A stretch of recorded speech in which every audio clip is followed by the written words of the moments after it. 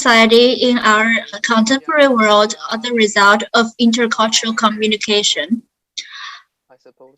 Although individuals and the communities are more connected than ever, conflicts and misunderstandings persist between and within societies. Yuja is now changed to English channel, and Although hello.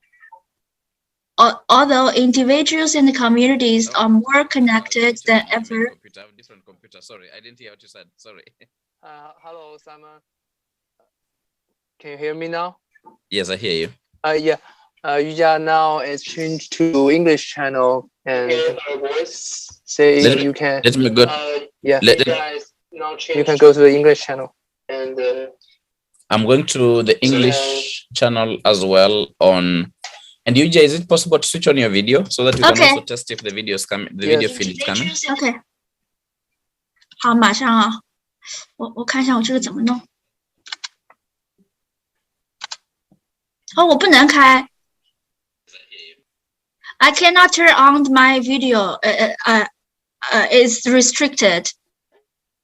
I was not allowed. I don't have the permission.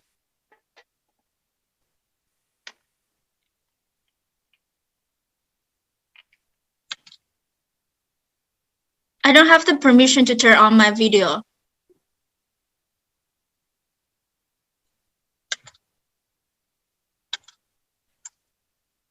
Hello?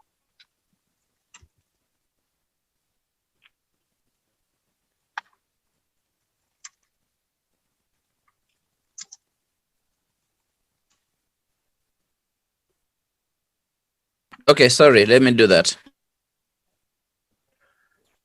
对，雨佳现在在同传的身份中，他应该开不了摄像头的。白棋。哦，那这咱们这个对话，罗老师能听见吗？听不见。他能听见，他同传老师。Yes, Yuja, let me sort you out. Let me make. I've taken the host, so let me see if I can sort you out. Oh, okay. So I can't turn on my video. Oh, I still cannot because I mean the Give me a moment. interpretation. Let me do that. Interpretation channel. So I don't think I can turn on my video. Oh yeah, is interpreters don't turn on video. Sorry. Yeah. Yeah, no. So you're okay. Sorry. I was just confusing. Yes, it's fine. Okay. And you can hear me, right? So yes, I hear you. I hear you well.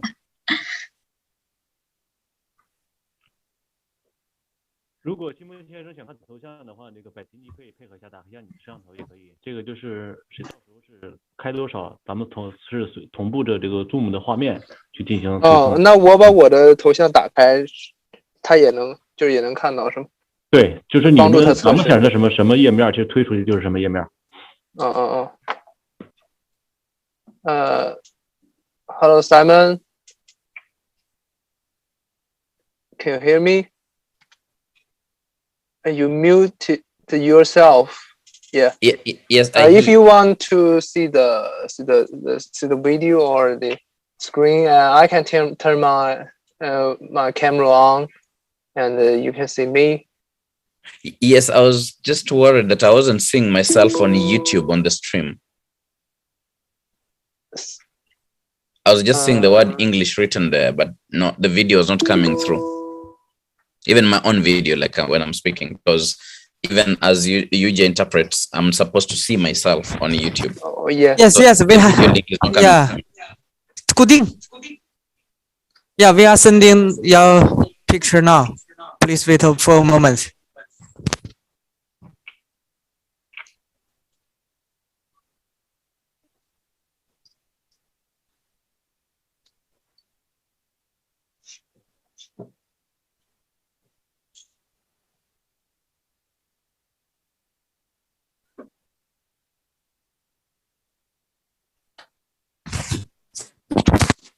Hi, Simeon. I think you can see you right now, right?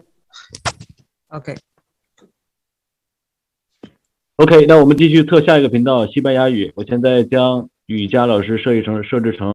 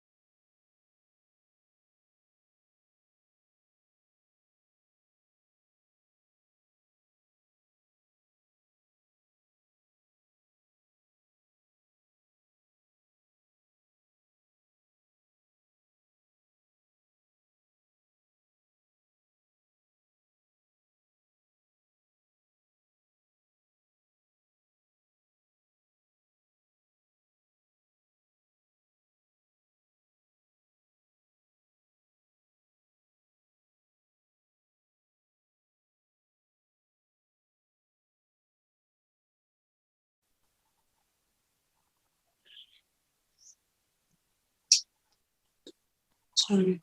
Okay, Vicky. I was wondering who started the webinar. I can pause it.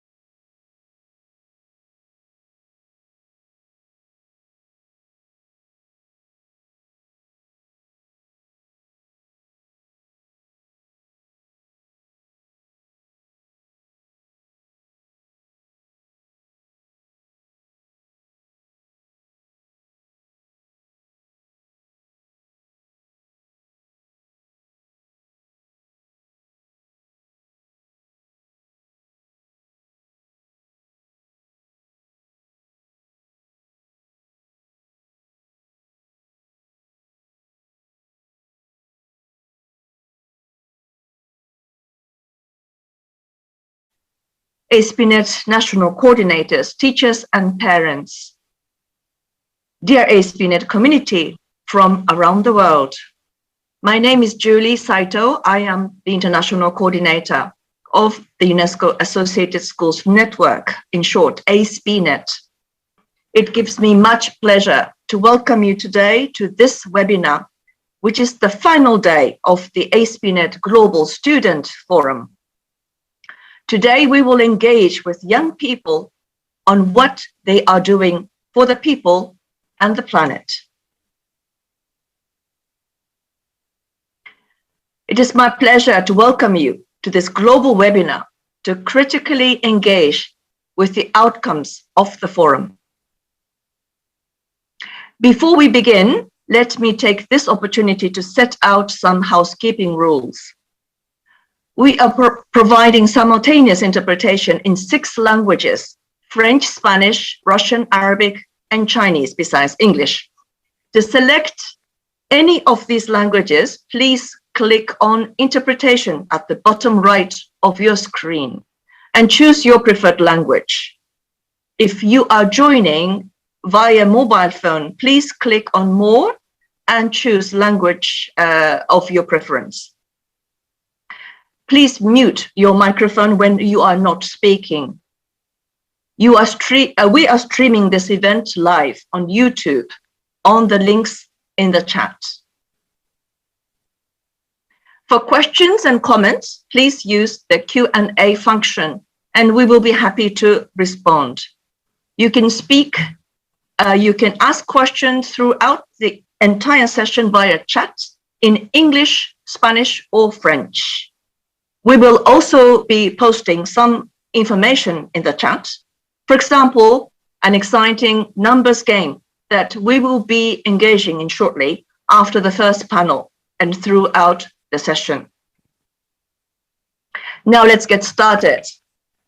For the last 2 days, we have held 8 hours of closed-door consultations with ASP.NET students and youth leaders on how they are taking action for more just, peaceful, and sustainable societies, and how formal education can enable them to do so. We have had about 130 students and youth leaders drawn from 55 countries. The countries are well represented, as you can see on the screen. Europe and North America, 15. Arab states 8, Africa 11, Latin America and the Caribbean 11, Asia Pacific 10. The students were diverse in terms of the cultural, regional and gender balance. We had about 56% students who identified as female and 38% who identified as male, while 6% were either gender categories including non-binary, agender, gender fluid, or preferred not to say. This diverse group not only brought different perspectives to the forum, but also enriched the discussions with concrete examples from their lived experiences and their environment to animate the debate and bring the theme of the forum closer home. Today, we are going to hear the voices of the young people on the meaning of change making and what led them to take the actions that they took. We will also hear about how education has enabled them to do so and the type of education they envision to make them better change makers.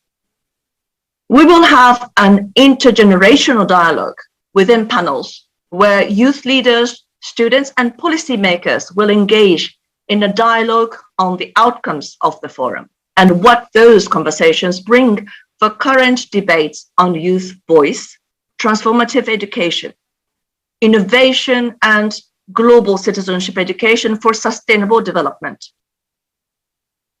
To start this conversation, I would like to welcome Ms. Vibeke Jensen, Director of the Division of Peace and Sustainable Development, UNESCO, to give her opening remarks. Vibeke, the floor is yours. Thank you very much, Julie. And good afternoon, good morning, and good evening to everyone. And a warm welcome to this Global Student Forum on Taking Action for People and the Planet. I'm delighted to be here with you this afternoon. Now, the theme of the forum, Taking Action for People and the Planet, really speaks to the heart of UNESCO's constitution.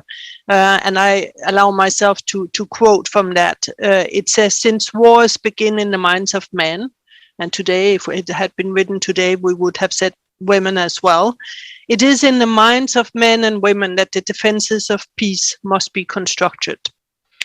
And in light of this, we see ASP.NET as a laboratory for how to promote the values and ideas that UNESCO stands for.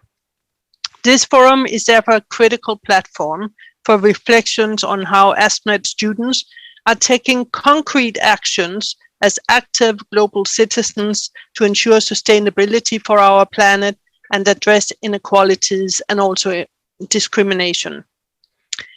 This forum has been organized by young people for young people. Youth leaders from UNESCO's youth networks, including UNESCO UCAN and UNESCO's ESD youth networks, have been involved in the conceptualization, the design of the form and content of the forum. They have moderated all the discussions and have been in dialogue with ASP.NET students on key questions. I want to thank these networks and the young people that have dedicated time and resources to working with students in organizing this forum.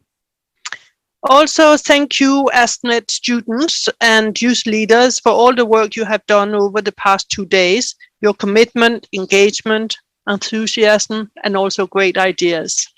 Your voices are essential to the process of transforming education, to imagine the futures you see for yourself, but also your communities and the planet.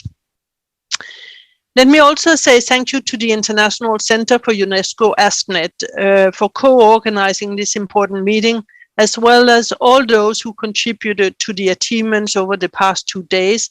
And I look forward to listening to the panels and the presentations coming up this afternoon. A special thank you goes to the government of Hainan province in China. Without the financial support from the Hainan government, this forum would not have been possible. A warm welcome goes also to Mr. Arjen Wals, who is Professor of Transformative Learning for Socio-Ecological Sustainability at the Wageningen University of the Netherlands, and also a UNESCO Chair of Social Learning and Sustainable Development. Your expertise and your experience, Arjen, will provide a meaningful and inspirational reflection on the outcomes of the Student Forum at the end of this day. So thank you so much for being with us.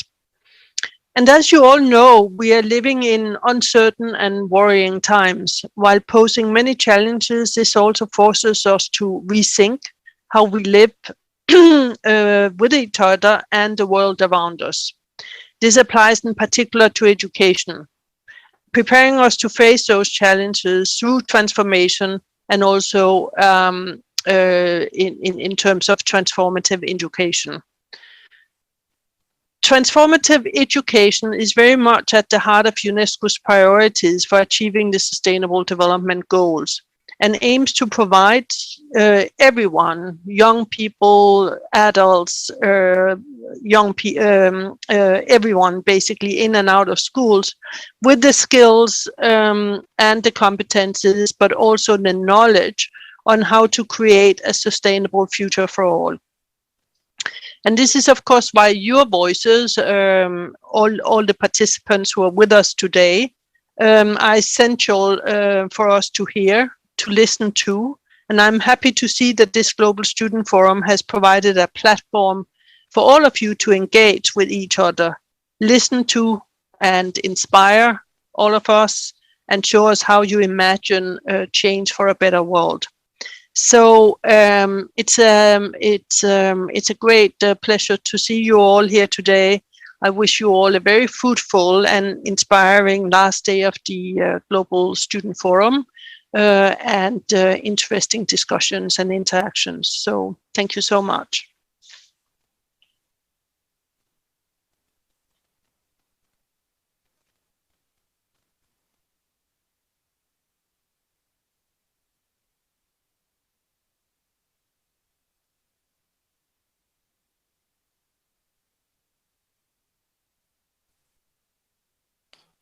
Julie, will introduce the ADG.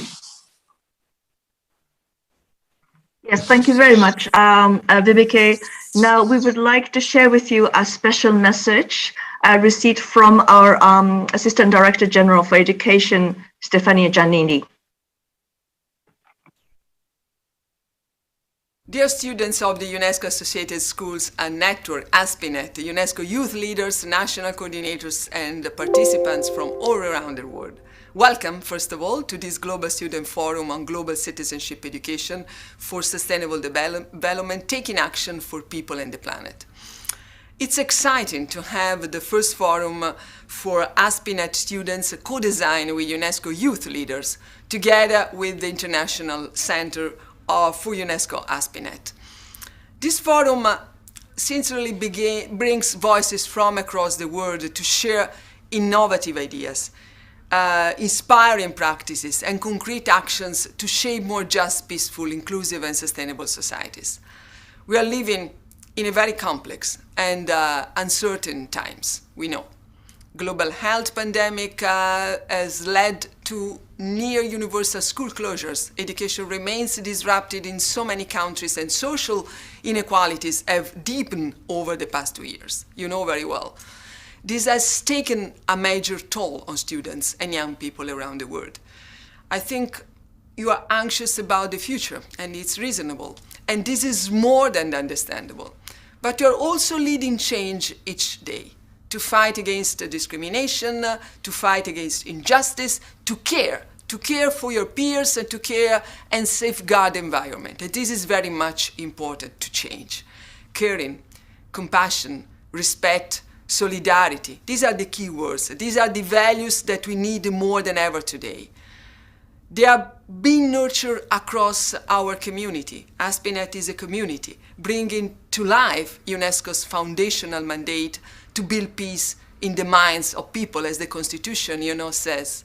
UNESCO promotes this change in mindsets and skills through education for sustainable development and global citizenship. That means having a new kind of framework to be citizens today, in this century, in this planet.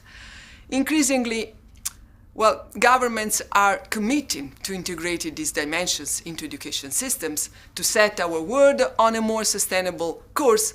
Education has to transform. And this is our mission, to empower children and young people to be a new generation of change makers, equipped, well equipped with the skills, knowledge, and motivation to act for others, for our planet as well. I'm very inspired to see young people from UNESCO Happiness schools engage with youth leaders to reflect on global issues together, to see how we can translate this principle into practice, into concrete actions.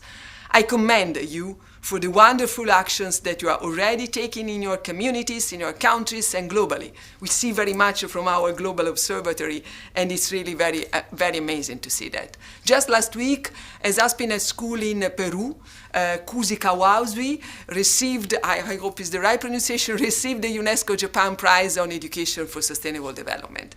And these schools promotes living together in an ecological and ethical way, in a new ecosystem, so to say, preserving ancestral knowledge, indigenous culture, to restore, how can I say, the harmony, an harmonious balance between people and land. And it's what we are talking about.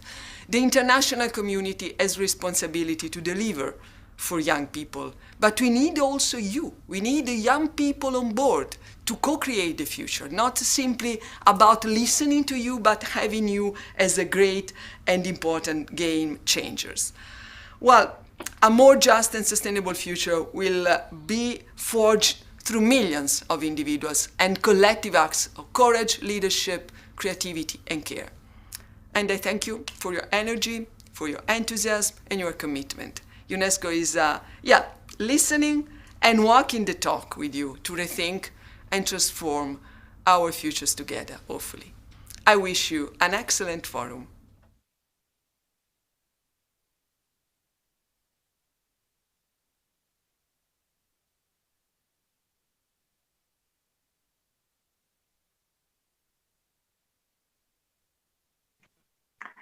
Now, I would like to move to the panel discussion.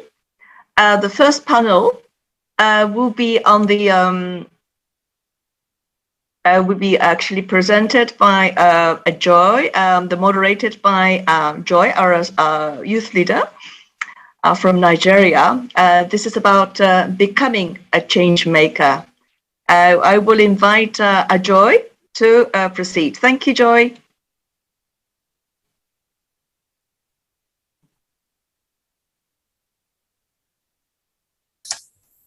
Thank you, Ms. Saito. I'm Ismail Farja, one of the youth leaders, and I will be hosting this whole panel discussions and preparing and presenting all moderators for this session. I thank you all for your opening remarks and thanking you all for the organization of this event.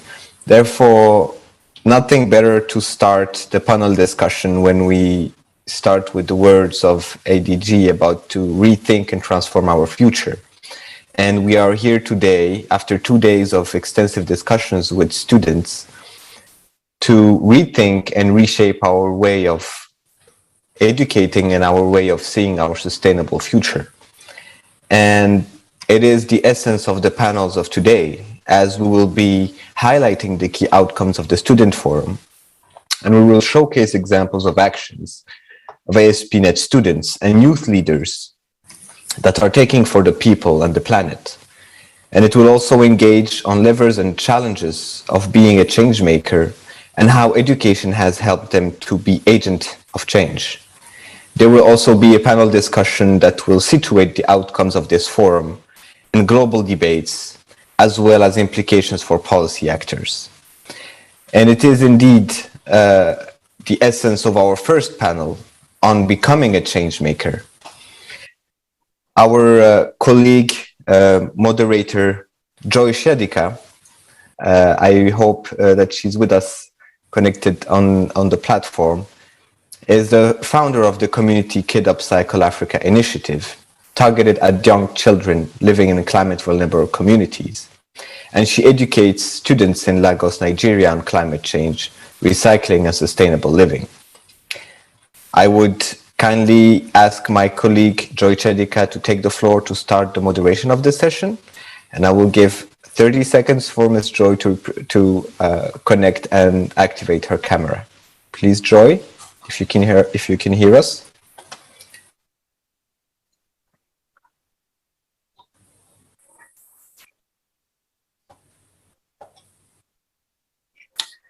Okay, thank you very much.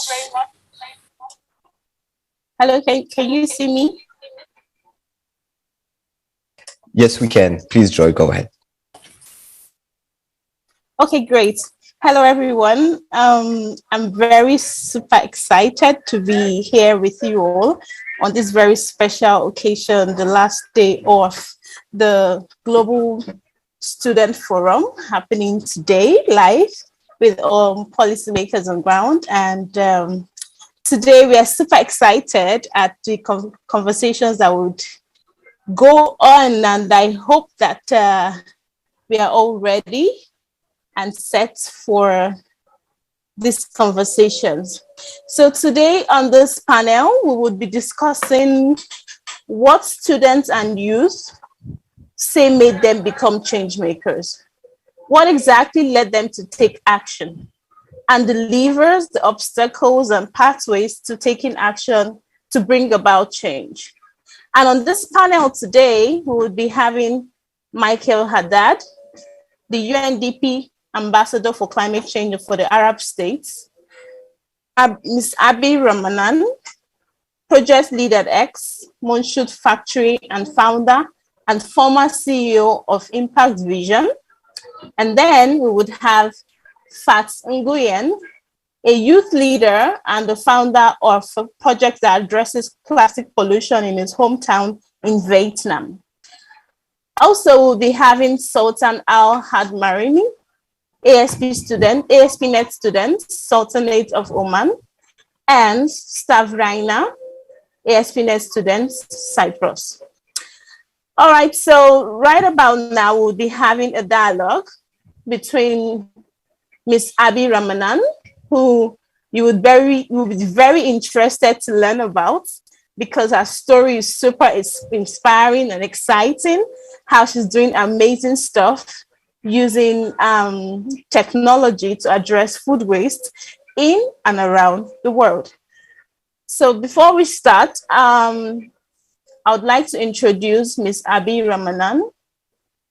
Ms. Abi Ramanan is the project lead of an early stage protein engineering project at Google X at the intersection of cutting edge machine learning, high throughput data analysis, and scientific modeling approaches to facilitate a shift towards bioeconomy, low green growth, and advances in human health.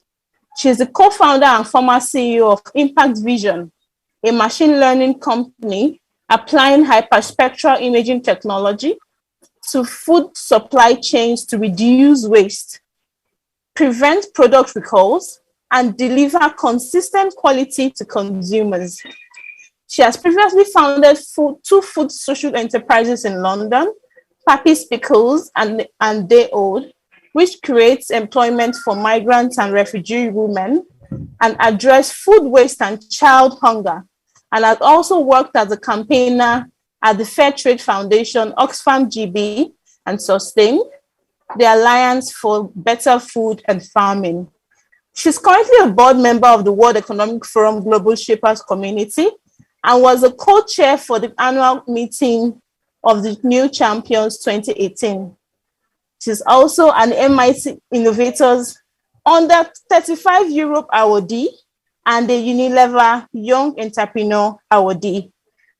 If your hands are not too busy, you can use the reaction as we welcome Ms. Abi Ramanan to join us in this conversation.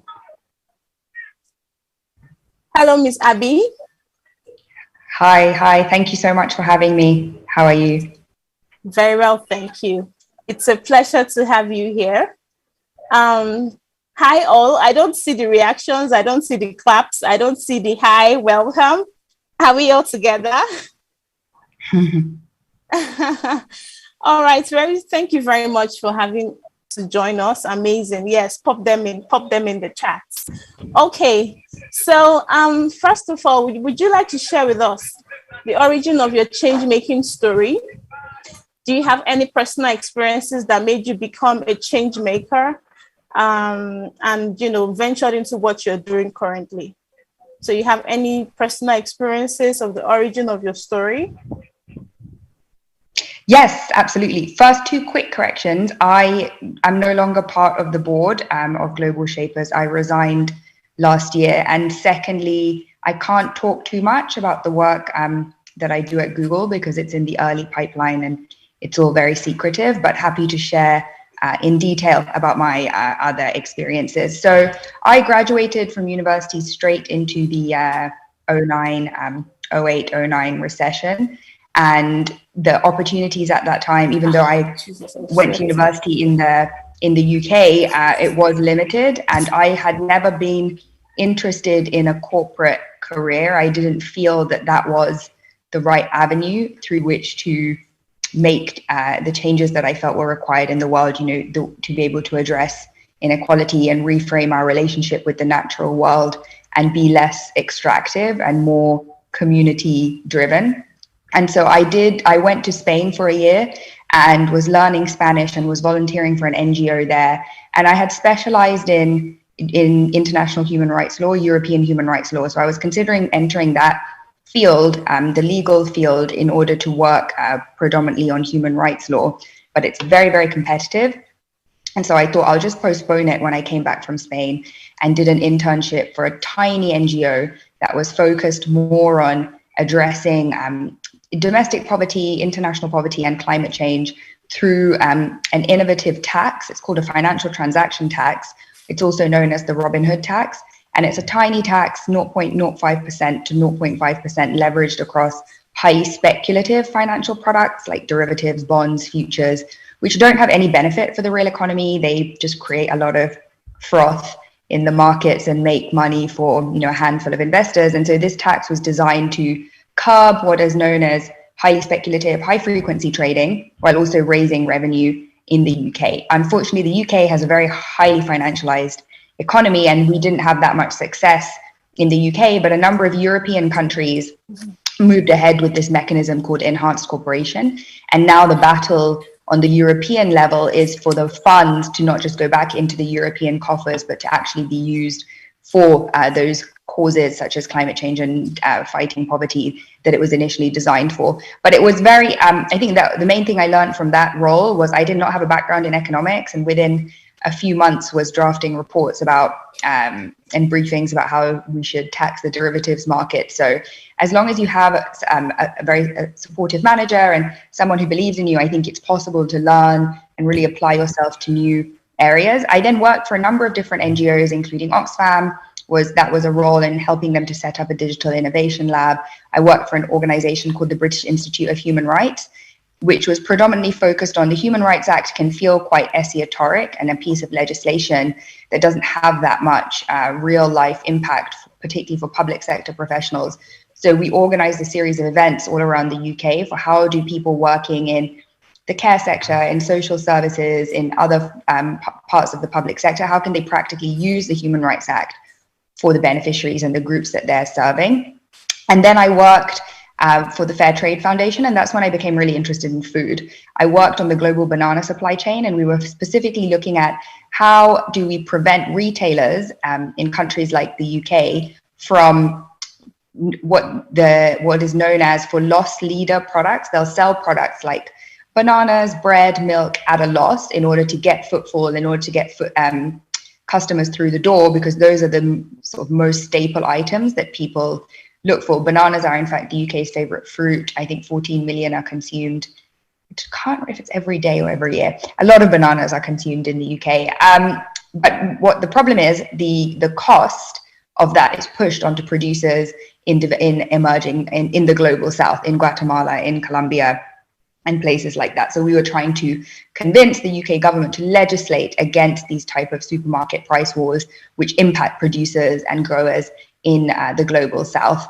again, it was a very popular campaign. I traveled around the UK with banana farmers from Guatemala and Colombia, and that was a really special experience. But I was becoming a bit disillusioned with international aid and the NGO sector, which I think at its best can maybe temper some of the worst excesses of a capitalist system and endless consumption and endless accumulation and endless growth. It can't provide necessarily a structural critique or a solution. And so I was also really interested in being able to, I really wanted to start my own business. Social enterprise was emerging as an interesting new model where you have a social or environmental purpose at the center and in the actual articles of constitution of what you're doing. So I am Tamil, so I'd always known about the conflict in Sri Lanka, and the UK is one of the highest proportion of asylum seekers and refugees came during that 25-year civil war. So it's a family business, and we work with women who came to the UK during the conflict to provide training, support, a London living wage. And it was inspired by a business in San Francisco, actually, called La Cocina, which was the first street food incubator set up to work with Mexican women from low-income backgrounds to help them start their businesses. And then I also started at that time a role at an organization called Sustain, the Alliance for Better Food and Farming, specifically focused on food poverty and hunger, and coming up with measurements at every stage of the life cycle to move away from this food bank narrative, because food banks do not address waste and they don't address hunger in the long run. People are largely hungry because they are not earning enough. The cost of inflation has not kept pace with the cost of wages. Housing is in a speculative bubble. It's unaffordable. Rent, all of the cost of living has increased, but wages have not kept pace. And in a time of economic crisis, food is the first item that is cut from the household budget. So we were looking at interventions like making free school meals more available, Meals on Wheels services for elderly people, trying to move away from this charity-driven sort of medieval system of donating surplus food to people living in poverty, which, like I say, doesn't address either of those problems in a kind of structural way. But what was interesting about Day Old is that we wanted to be the kind of luxury, which was the second social enterprise I started. We wanted to be the luxury brand of surplus and really take high-end products to mainstream consumers and educate them about waste. And the fact that these products were such high quality meant that we were able to create a brand that was a little bit more upmarket and fun. That social enterprise has now been wrapped up into a different organization by someone who took it over. And then in 2015, I got a scholarship to go to a place called Singularity University, which is all about using what they call exponential technologies to address big global challenges.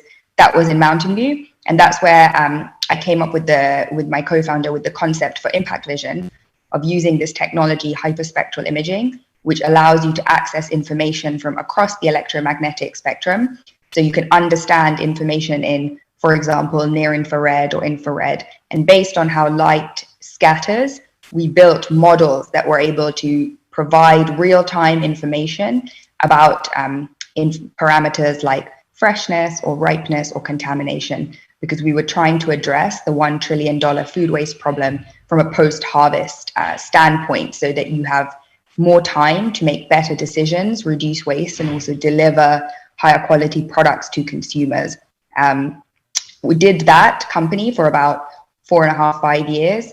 It was acquired 10 days before the lockdown in the US, so that was quite an intense period. And then I joined Google in the early pipeline a few months later in a team called Rapid Evaluation. So really looking at what are the next, looked at a lot of different types of problems and have been working on this particular protein project for about a year now. So that was a very long-winded answer. I think I've always been very motivated by some key levers, which I think are really important. Tax justice is one, trade justice is another. And, you know, you see the situation now unfolding with the vaccines. I think it is extremely important that IP considerations are waived, that the TRIPS waiver is granted, and that global South countries are given the ability, the tech transfer and the ability to manufacture generic vaccines rather than protect pharmaceutical companies' profits when those vaccines were developed with taxpayer funding in the first place. So I think for me, what has always motivated me is a desire for there to be a much fairer economic and political system, which allows, you know, people all around the world to live a life of dignity and comfort, and that we don't have this extreme inequality that exists within countries and then within and between countries as well. And the technology route, it happened almost by accident. I got the scholarship. I went just thinking it will be an adventure, and then ended up founding that company. But I think it's also important that there are voices in the technology space that are advocating for more equitable development and distribution of especially emerging technologies. So I'll pause there.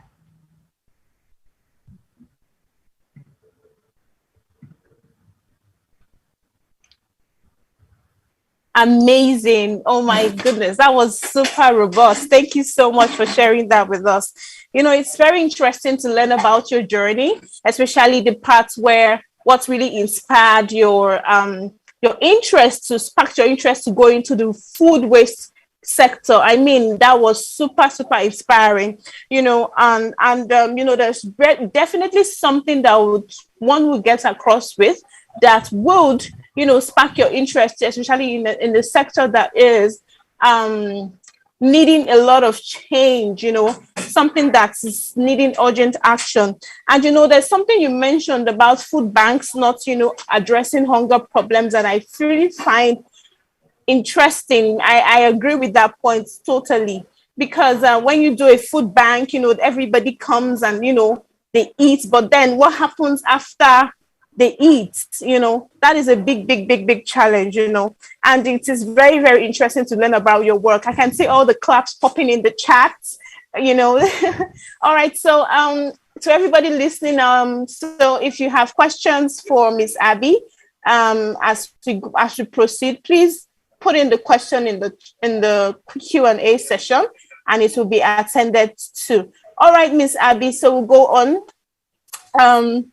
So it's really quite interesting, and we are super inspired at this point by your story.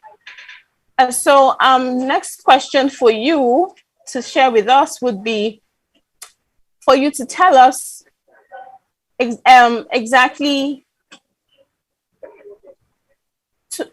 So the next question for you would be to tell us, you know, everybody knows that food waste is a major challenge. You know, another thing that really inspires me about what you do is that I work in the waste management sector, and I work with around using food waste and waste in general to address climate change. You know, so because as much as insignificant it might sound, it is the 5% that it contributes to global emissions actually plays a very big role in addressing the problem. So I understand that if food waste were a country, it would be the third highest emitter of the greenhouse gases. And so in a bid to fight climate change, there's an urgent need to stop food waste, that is food wastage, and to curb the greenhouse gases coming from food waste, right? So I'm just wondering, could this be what inspired you to focus on this aspect? Is it to capture and close the loop, you know, to reduce the greenhouse gases that is coming from food waste? Because we understand that methane is one of the major greenhouse gases that contributes to global warming, right? And increases the heat, right? So if methane is one of these, and of course we can find methane from all of the food waste that is being decomposed anaerobically, right? So could this be that it is actually one of the things that inspired you to, you know, do amazing work using impact vision and hyperstructural technology? All right. Yes, I think I was just struck by the absolute scale and unnecessary nature of this scandal. So the annual value of food wasted globally is 1 trillion. It's actually increased slightly since the UN did that study. And an area larger than all of China is used to grow food that is ultimately never eaten. And at the same time, 25% of the world's fresh water supply And many places in the world, from sub-Saharan Africa to California, are facing severe drought situations. So the fact that 25% of the world's fresh water supply is used to grow food that is never eaten, and that waste alone, not agriculture, factory farming, so on and so forth, but waste alone, if it were a country, it would be the third largest emitter of greenhouse gases after China and the USA. It just seemed like such a grotesque misuse of the limited resources that we have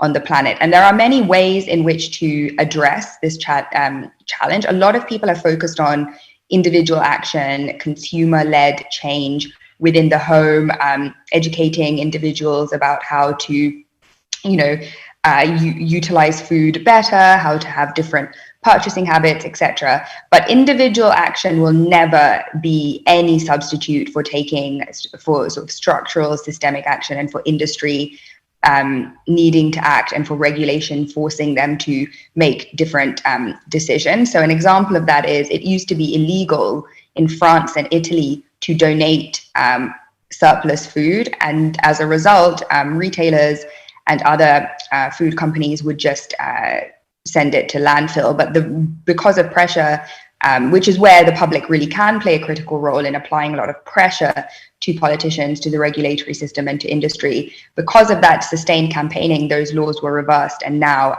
it is possible for that surplus to be sent to organizations where it can be utilized. So I think it was really the scale of the problem and the impact that it has, not just on carbon emissions, but on the labor that goes into producing food that isn't eaten, the energy, like I mentioned, the water use, the land. It's just so extractive, and for it to all be wasted. And then there is a challenge in that, again, in the global south, in places like in parts of India and sub-Saharan Africa, the issue is much more to do with loss, poor transportation, poor cold chain, machinery, poor conditions in terms of the actual harvest, because of the increasing impact of climate change, which is being, in the greatest cruel irony, which is being felt in the locations that have done the least to cause the impacts of climate change. Harvest patterns are changing. The climatic shifts mean that there's shifting conditions in terms of crop yields. Because of all of that, loss in those countries is a much bigger problem. Waste within domestic settings, within the household and within restaurants, is actually very low.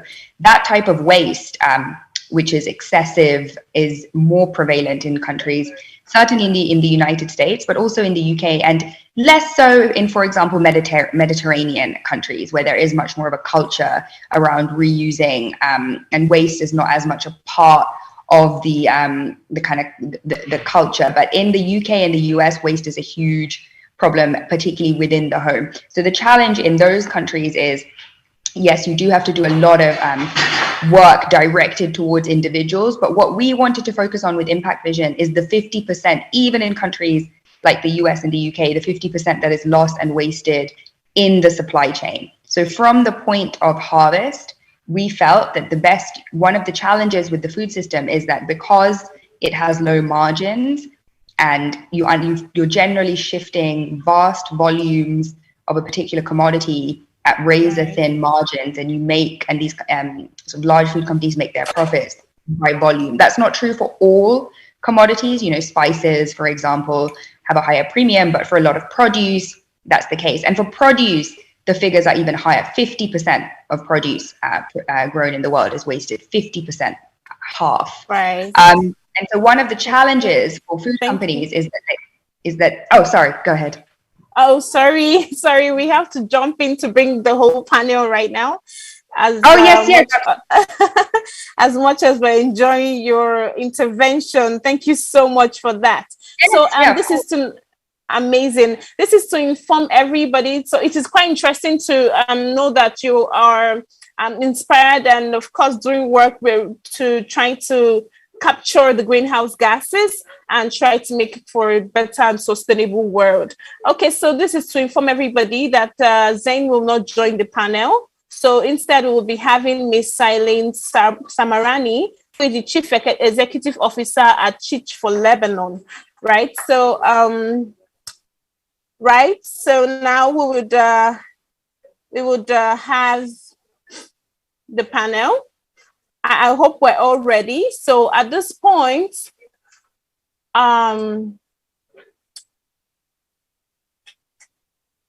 okay, so we're together. So at this point, we would be bringing in another panel, the whole panel discussion. At this point, we would have Fat, who would be taking us on another conversation to continue this conversation. And Fat will continue this conversation. Okay, so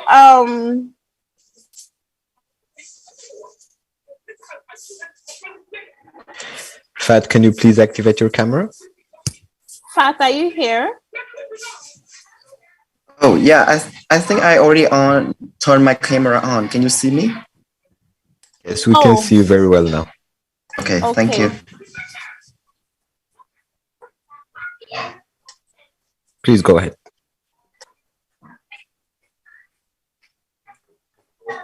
Should I go now, Joy, or?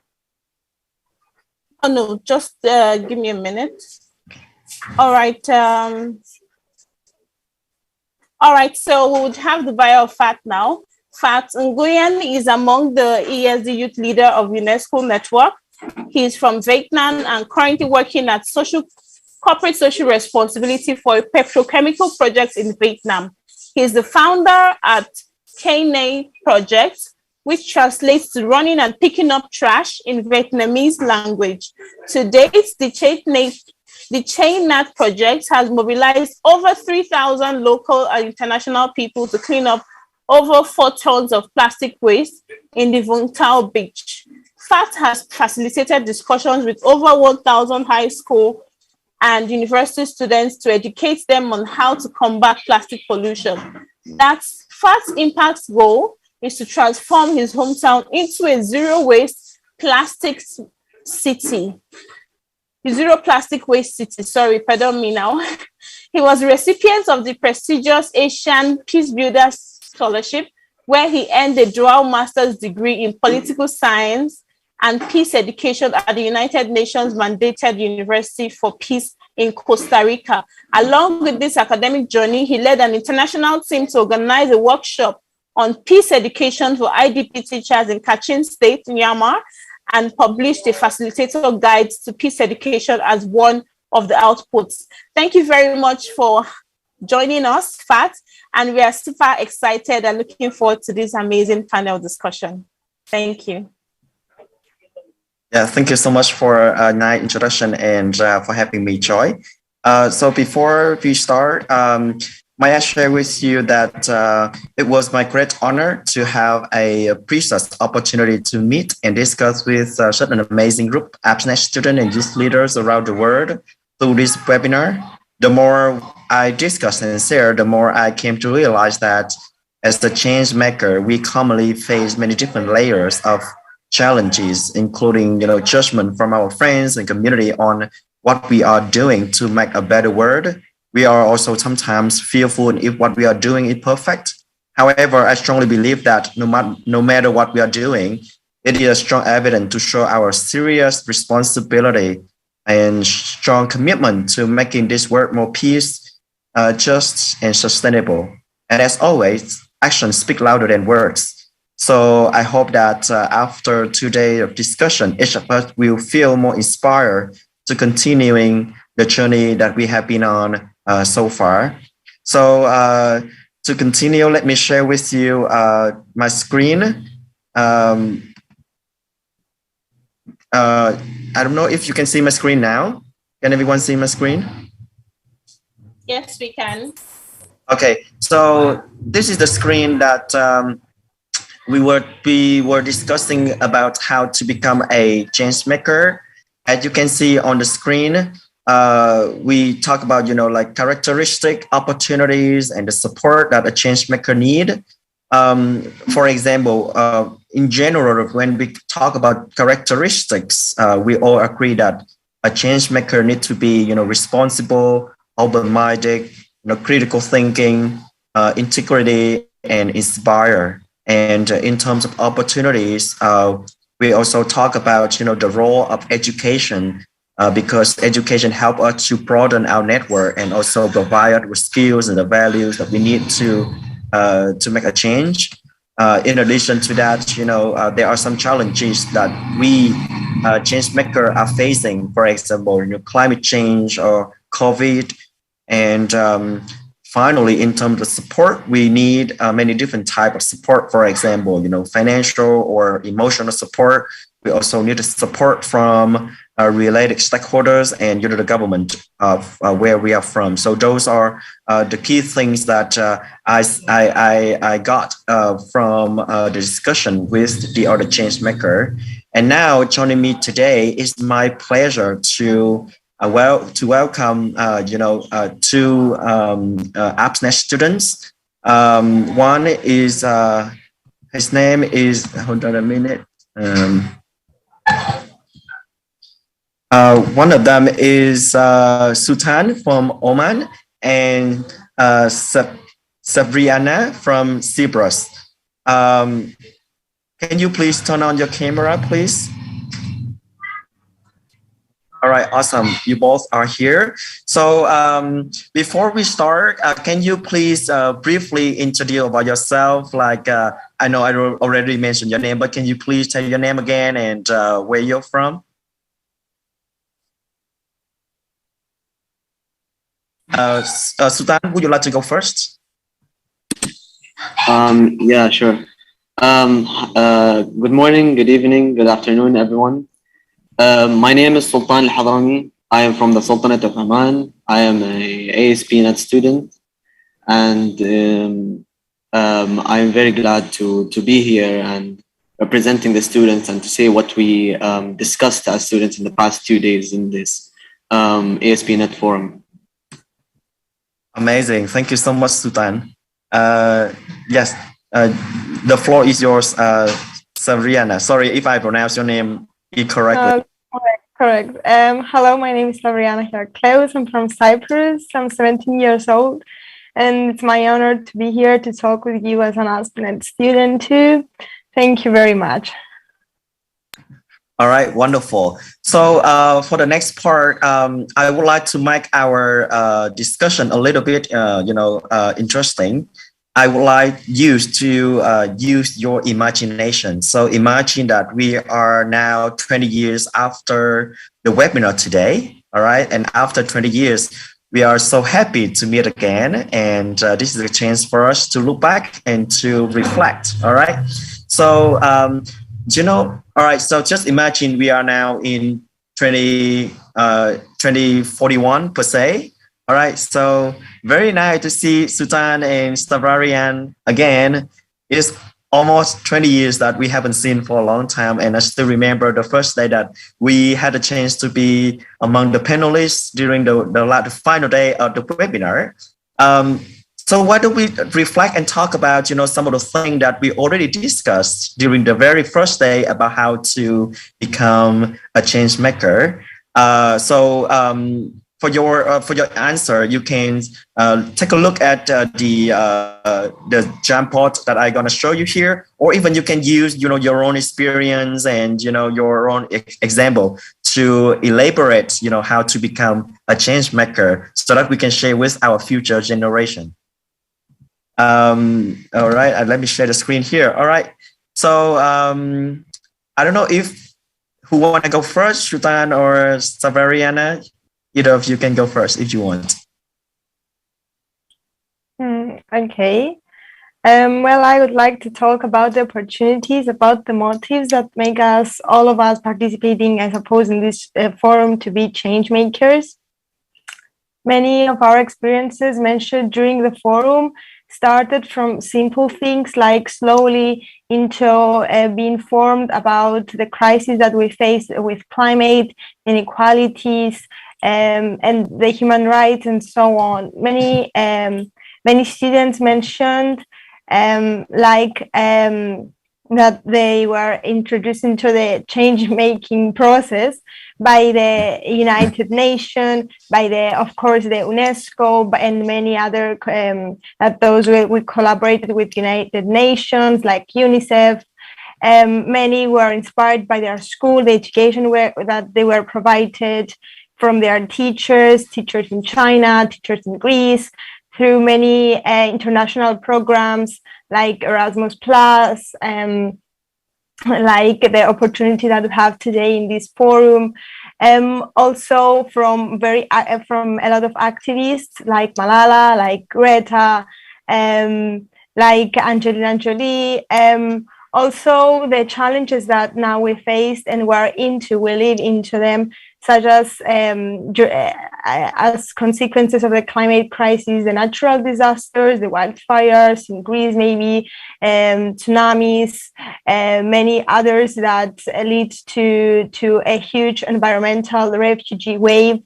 Also poverty, tribalism, lack of electricity in some regions, some developed regions, and developing also the racism that many parts of our community face, air pollution, lack of school infrastructure in many rural areas.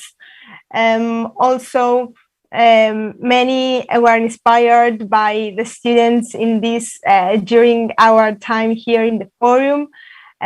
Also, something that make someone believe that, yes, I can change the world and this is my responsibility, was some negative thoughts, some criticism that they faced by their friends, some being rejected by the society due to a unique characteristic, someone that were silenced by people, and they needed to say that this is not something that has to be carried on. We have to stop it. We have to make change. We have to, through education, to educate people, through social media, through the television. We have to be inspired by Emma Watson, by Morgan Freeman, by Socrates, by Martin Luther King, by all these activists, by our role models, to make change about the people on the planet. Thank you. Wow, very, very wonderful.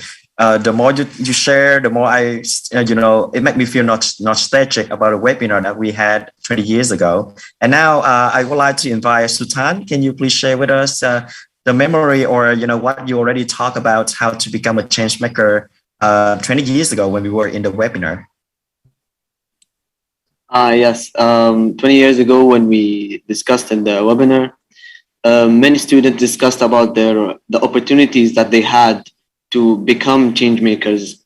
And one of them is their access to social media and the digital world. As you know, now we're in 2041, we are very improved in terms of the technology. Also back then, the social media and the digital world, their access to research and resources made them more concerned and aware of the global issues around the world, and it sort of inspired them to make a change. Also, some of them said that their education, they were blessed with being, for example, in private schools, and their courses, for example, for me, for example, I was doing the International Baccalaureate course, and it makes it one of the subjects were theory of knowledge, which made me more aware and inspired me to make a change and give me a better view of the world. Also, some of them mentioned their experiences in the effects of the global issues that they were experiencing, such as inequality and climate change, which also inspired them to make a change. And some of them also said that their challenges that they were facing, they sort of flipped it into opportunities. For example, when we had the COVID-19 pandemic, they started new businesses and they became more aware of the world around them and the issues around them, and inspired them to change the world and make the world a better place. And they came together as one people, as one nation, to achieve a better, more inclusive world. Thank you very much. Thank you very, very much for your great sharing, Sultan. Rihanna, like when I listen to your reflection, it also make me feel, inspirational. And I still vividly remember that 20 years ago when we were in the webinar, we sort of, talk a lot of things, including positive and negative thing, when it comes to take action, sometimes we're afraid that people judge us. But now 20 years look back, we think that judgment also can be a good way, to motivate us to work together. All right.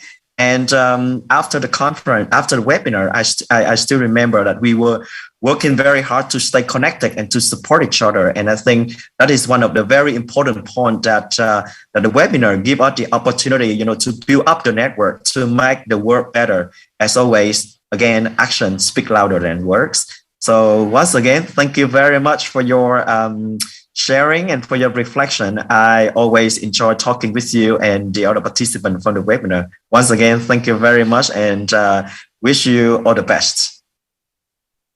So thank you very much everyone for your listening. And now you can go back to 20 years ago. I mean now. All right. So can I give back to the floor to Joy? The floor is yours, Joy. Thank you. Okay, thank you so much, Fat, and thank you so much to our amazing ASP.NET students that have given us their intervention. Abby, do we still have Abby on the call?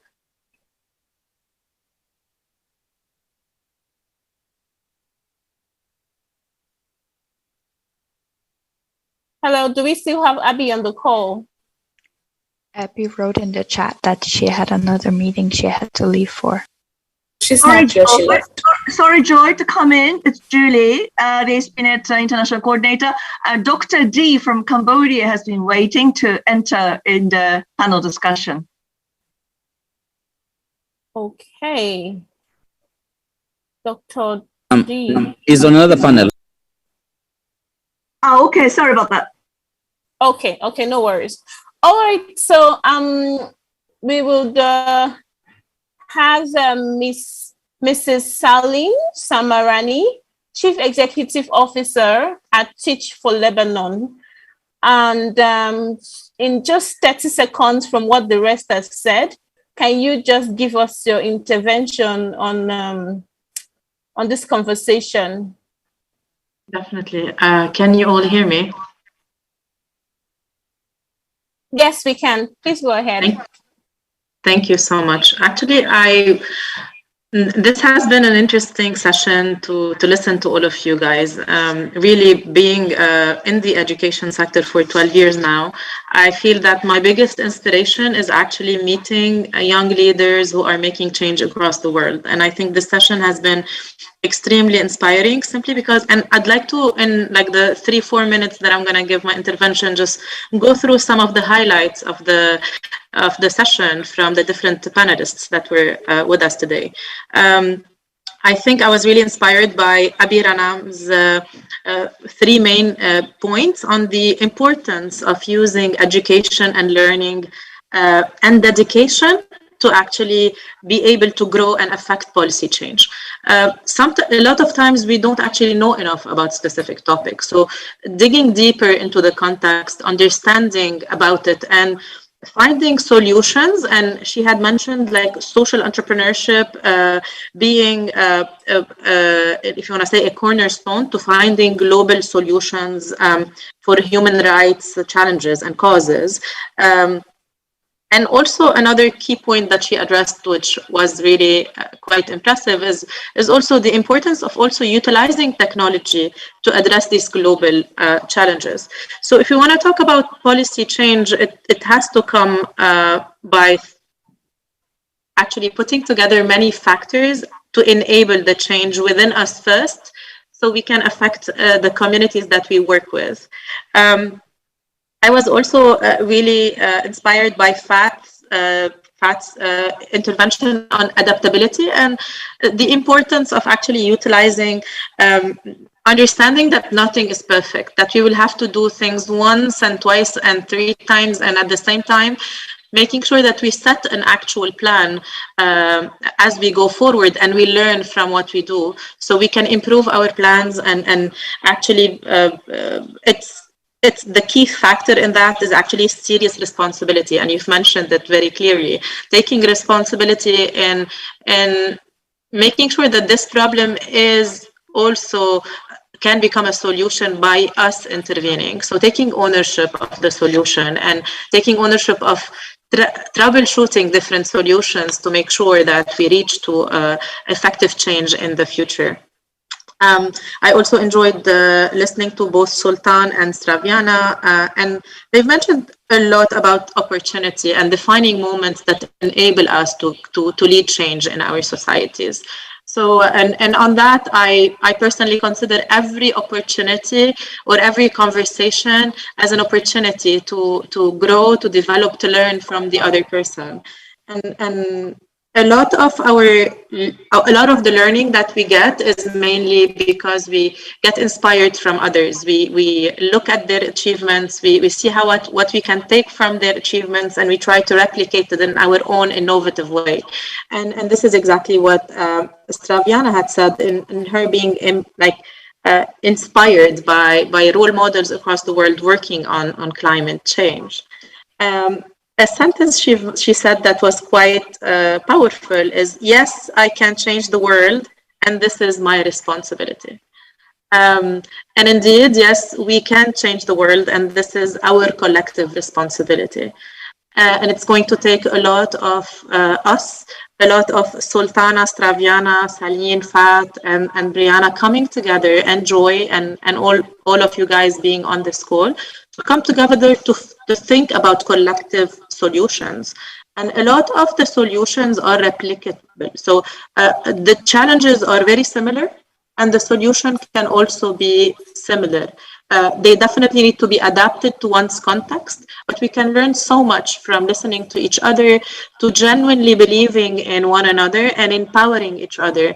And this is where the power of change happens, by coming together and utilizing, and Sultan mentioned something very important. It's about social media and accessing and using the power of the current social media and the technology and the research and the resources available to shed light on key issues, and to bring people, like-minded people, towards finding collective solutions together.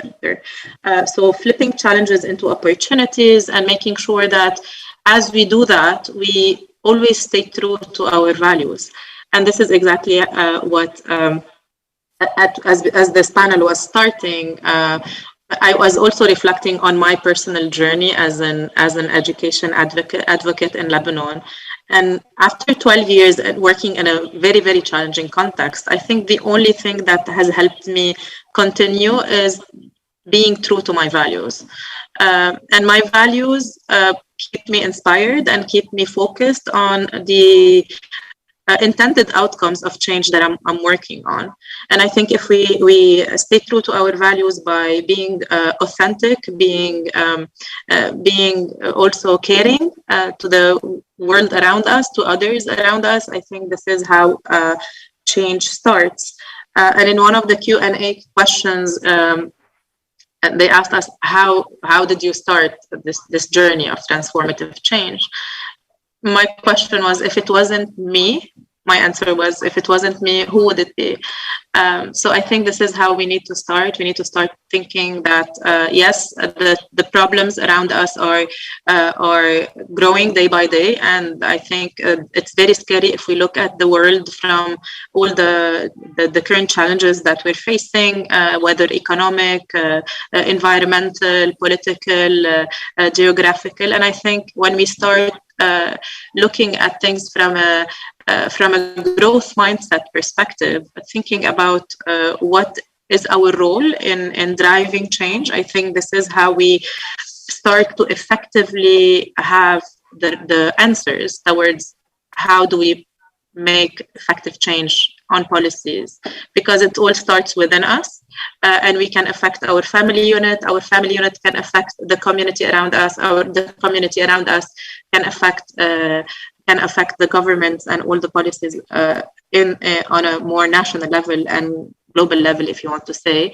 Nevertheless, it is about time for the global leaders to start believing in the youth and giving them more power to their voices. And I think all of you guys sharing your experiences today and the solutions you've come up with to the world challenges is an actual proof that giving more resources, giving more support, and giving more trust to the youth and more power to the youth will make this world a better one. So thank you for having me today. And I hope that this forum will continue to be a great learning opportunity for all.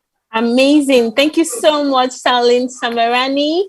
We've just heard from the Chief Executive Officer at the Teach for Lebanon with 12 years experience in a senior management position operating in complex emergencies setting, and she's got an extensive knowledge in the education ecosystem in Lebanon, culture, refugee issues, and related policies. Won numerous prizes, Youth Courage Award by the UN Special Envoy. Amazing. So thank you so much for sharing your thoughts with us. You can see the profile of the person who has just spoken to us. So thank you so much. Please, everybody, a round of applause. You can react to the chats, to just tell Miss Salim, thank you. Thank you so much. All right, so right about now, we would be having our next conversation. I can't find the claps in the chats. Okay, thank you very much. Keep them popping. All right.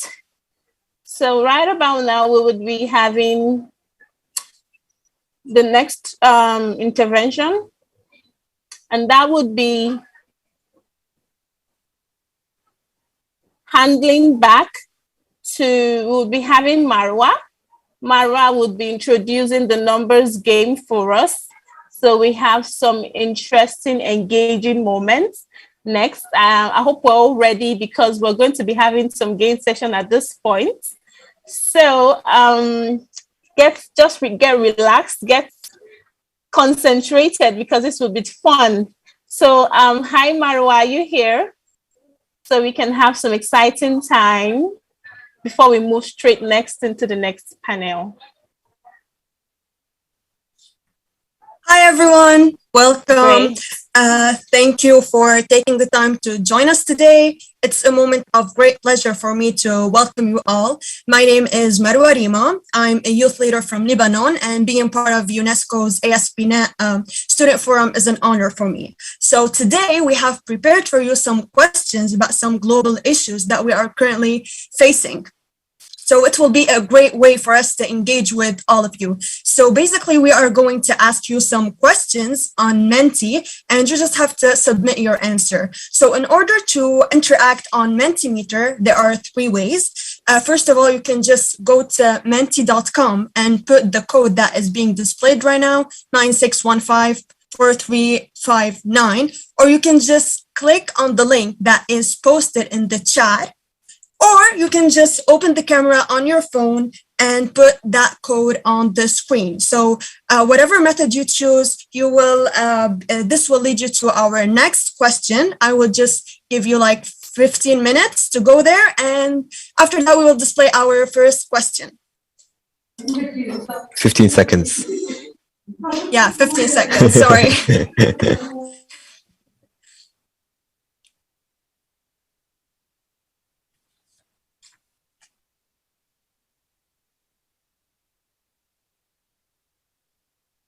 Okay, hopefully that was done. So for our first question, what percentage of young people feel the pressure to save the planet but aren't learning how?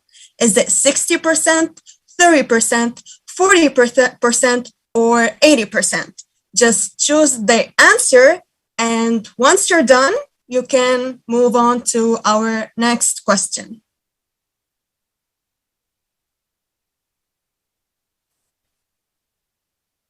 Okay, hopefully that was done. So for our next question, how many companies are responsible for 70% of global emissions? 300 companies, 100 companies, 500 companies, or 1,000 companies? kindly choose your answer, and we will be back soon with the results. Thank you, everyone, and Ismail, back to you. Thank you very much for this exciting game, Marwa, because I think most of us are believing that some numbers are the ones that we think are the real ones, but I think most of the times we get surprised of the results.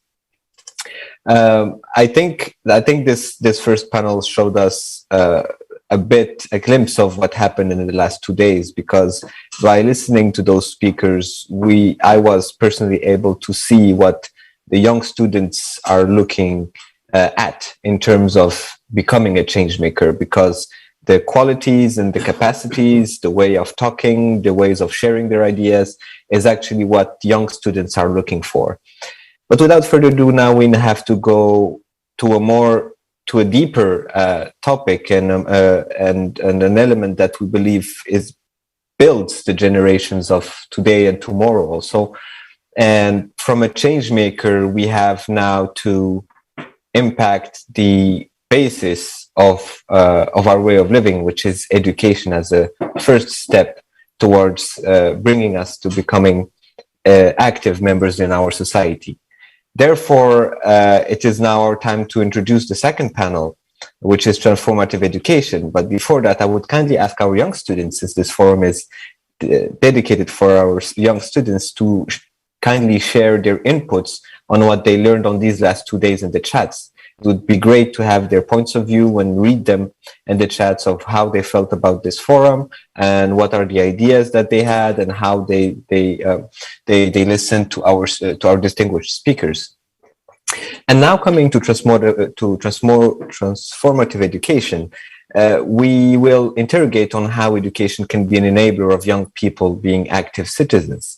What are the teaching methods? How can we potentially improve those teaching methods, how we could assess them, how we could have an environment that makes education transformative, and how can education enable people to be change makers.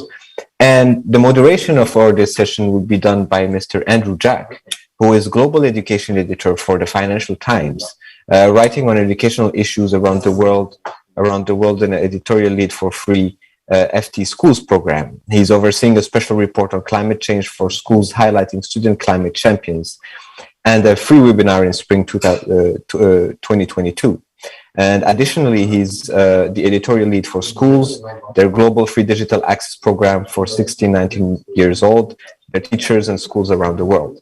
Mr. Andrew Jack, you have the floor. I would kindly remind all of our moderators to stick to their timing since we're already behind schedule. And please, Mr. Andrew Jack, you have the floor now. Thank you. Thanks very much, Ismail, and great pleasure to be here. Thanks for that introduction, because yes, the FT might sound like it's focused on other issues, but we and I are very committed to both issues around climate change and education. And Ismail, as Ismail mentioned, reaching out and trying to tap the stories and the power of the coming generations of change makers on this. So over the next hour or so, I'll help moderate two panels, the first on transformative education and the second on the role of youth, their voice and innovation. So without further ado, very briefly, I'll introduce our panelists for the next half an hour. And I should say also great to see so many of you watching and engaging online, and do feel free to use the chat or the Q&A function to reflect your ideas or to ask questions, and I'll try to come to those if we have time. So we have Roman Luxscheiter, Secretary General of the German National Commission for UNESCO, Carlos Vargas Tamez, the Chief Section of Teacher Development at UNESCO, Noah Webster Sobe, Senior Project Officer for the Future of Learning and Innovation Team at UNESCO, Rossana Afonso, Chief of the Department of Education from Republic of Angola, Tori Tanigaki from Japan on the UCAN Ad Hoc Steering Group, an alumnus of the ASP.NET Net at Nara University. And just three more, Ismail Fajia from Morocco, Junior Executive Manager at the Mohammed VI Foundation for Environmental Protection and Coordinator of the Africa Youth Climate Hub, Mari Have, who's an ABSNET student from Denmark, and Arthur Santos, also a student from Brazil. Let's start with the youth voice, and let me turn both to Toru and then back to Ismail a little bit to reflect on your own journey as change makers. So reminder, we're thinking about the role of the education system, content, style of teaching, how it can enable the coming generations to be active change makers. Toru, first of all, maybe, what's your reflections on your background in education and how it's helped or facilitated? Thank you very much, Mr. Andrew Jack. Thank you very much, everyone, for having me this wonderful opportunity. I would like to express my sincere gratitude to be here and all of you who have been working for this wonderful forum. And about this question, reflecting on my own experience of education, my higher education at university impacted me so much to make me an active global citizen and change maker. So we often say that taking action is really important, but actually it's not that so easy thing to do. But when I entered my university, I was really inspired. My professor specializing in ESD, Education for Sustainable Development. He was actually the literal role model for me. From that experience, I realized and I believe that educators have an important role as a role model for learners who can mobilize learners for the further action. Also, in terms of the global citizen, this network, international network of ASP.NET is really playing an important role. In such a difficult time, we can get together and exchange really important idea with wonderful changemaker students from all over the world. And the ASP.NET is really a powerful network with more than 11,000 member schools worldwide, and definitely help learners to broaden their global mindset. So to sum up my talk, educators as a role model, and also the international network of ASP.NET helped me help my change-making journey. Thank you. Back to you. Okay, thanks very much. And now perhaps let's turn to, sorry, who's next? Lost my notes. Or rather, change maker.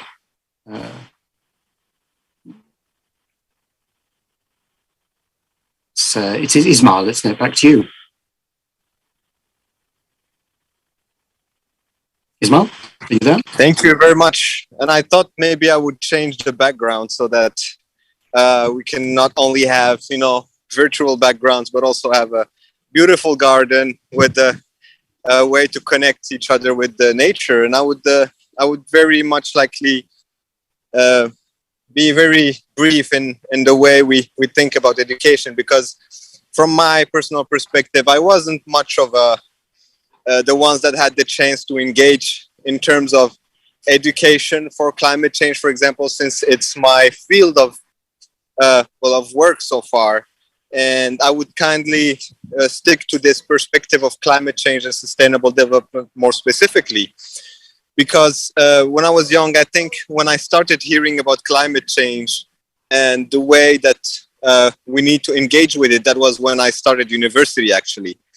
And in a couple of years, I had this emergency and this responsibility to know quickly about it and be able to develop my own ways of understanding of what is climate change. Therefore, it is important for students today that are in schools and so on that they find their way of learning to be something exciting and something that pushes them to seek more the information and learn more without even counting on the traditional way of learning. And this is how I was able to actually engage in this field of climate change and sustainable development. And therefore, and what I'm trying to do now as the coordinator of the African Youth Climate Hub, which is a platform of capacity building and incubation, is basically just translate my way of learning that I developed through the university, through my way of engaging with individuals, how we could be able to actually bring up the concepts that are sometimes very complicated and sometimes that we feel are very far from our ideas and from our way of living, and put them in with the concrete examples that we have. And that's actually how we started within the African Youth Climate Hub, our e-learning program, which aims basically at bringing up the climate change concepts and bringing up and linking them up with some concrete solutions, some institutions that are working, for example, to address this problematic of climate change. For example, having an enterprise that is specialized in sustainable charcoal, for example, or how we could have a way of being more friendly to our environment. And this has been my way of seeing the impact of transformative education, is when we aim at something and we look at it in a different perspective, it's easier for us to understand it. And that's actually my key message that we need, is we need to start switching our traditional approach of educating our students.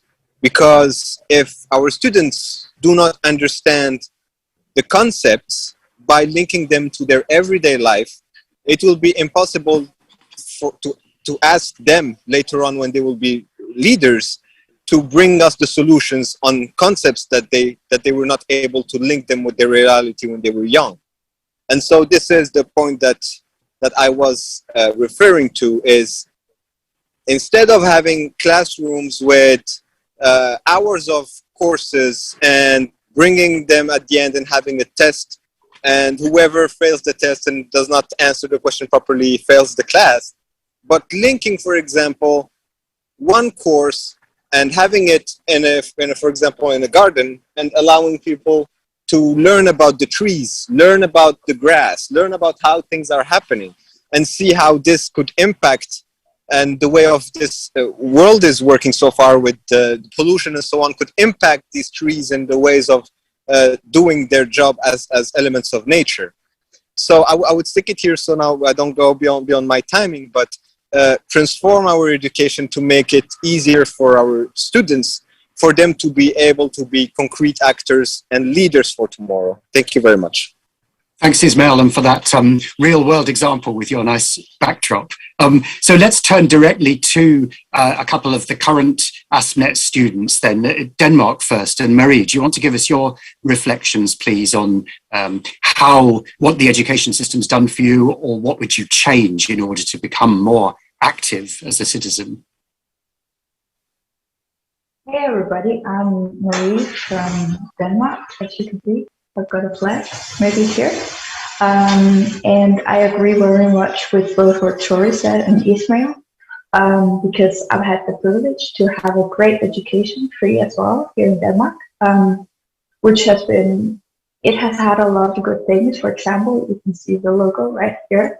I've had the opportunity to become a UNESCO ambassador, youth ambassador, we call it, in Denmark, where I travel all around the country and teach kids at my age, older than me, younger than me, about UNESCO and about all of the sustainable development goals. And I think that is something unique maybe to Denmark, but we have, ever since the SDGs has been implemented, we have focused a lot on it in school, which means that we have had SDGs weeks, and especially these weeks have been very great at bringing forth the consciousness on the problem, because by using these projects that we do at the weeks, where everybody we go into the nature, like Ismail did right before, or we go into our community and we recognize what are the problems that we see right here, right now, maybe at school,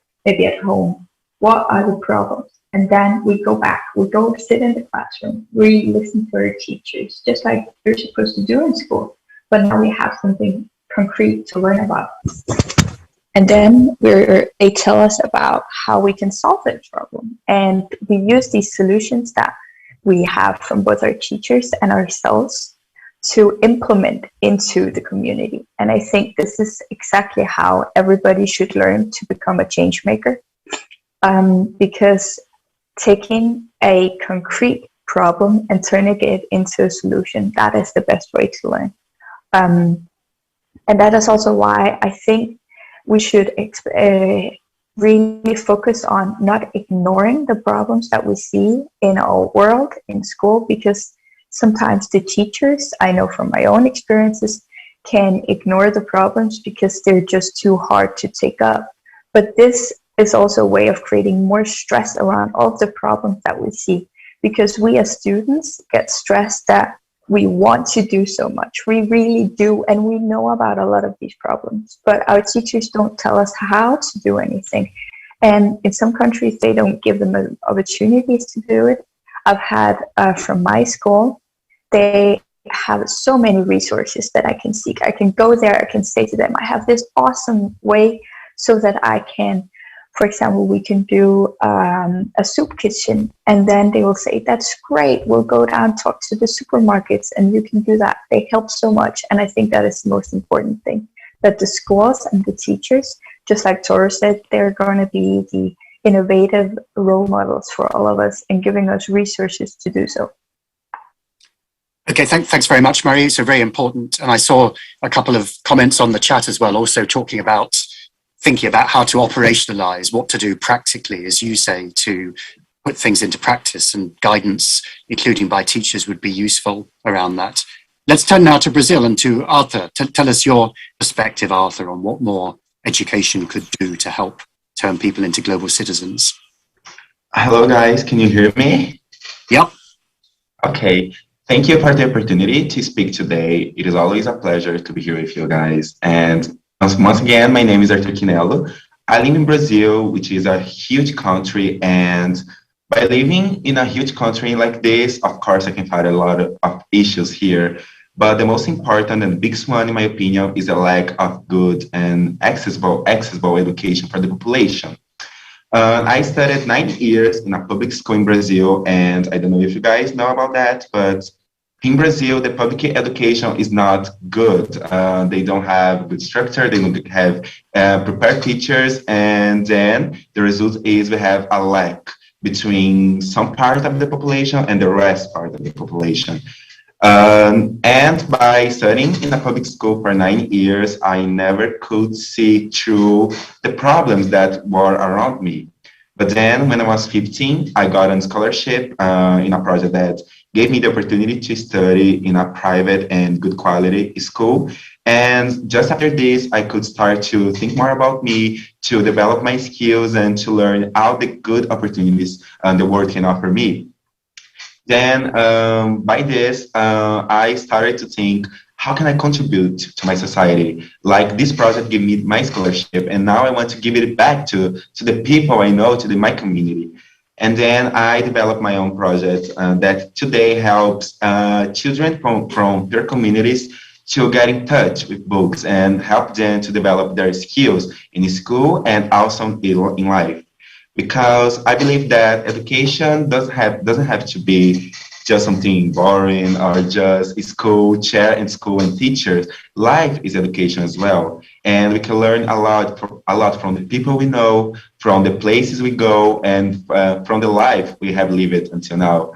So by this, I think that a good way to have a transformative education for the future is understanding that everyone has their own skills and everyone can do amazing things. We just have to give the right tools.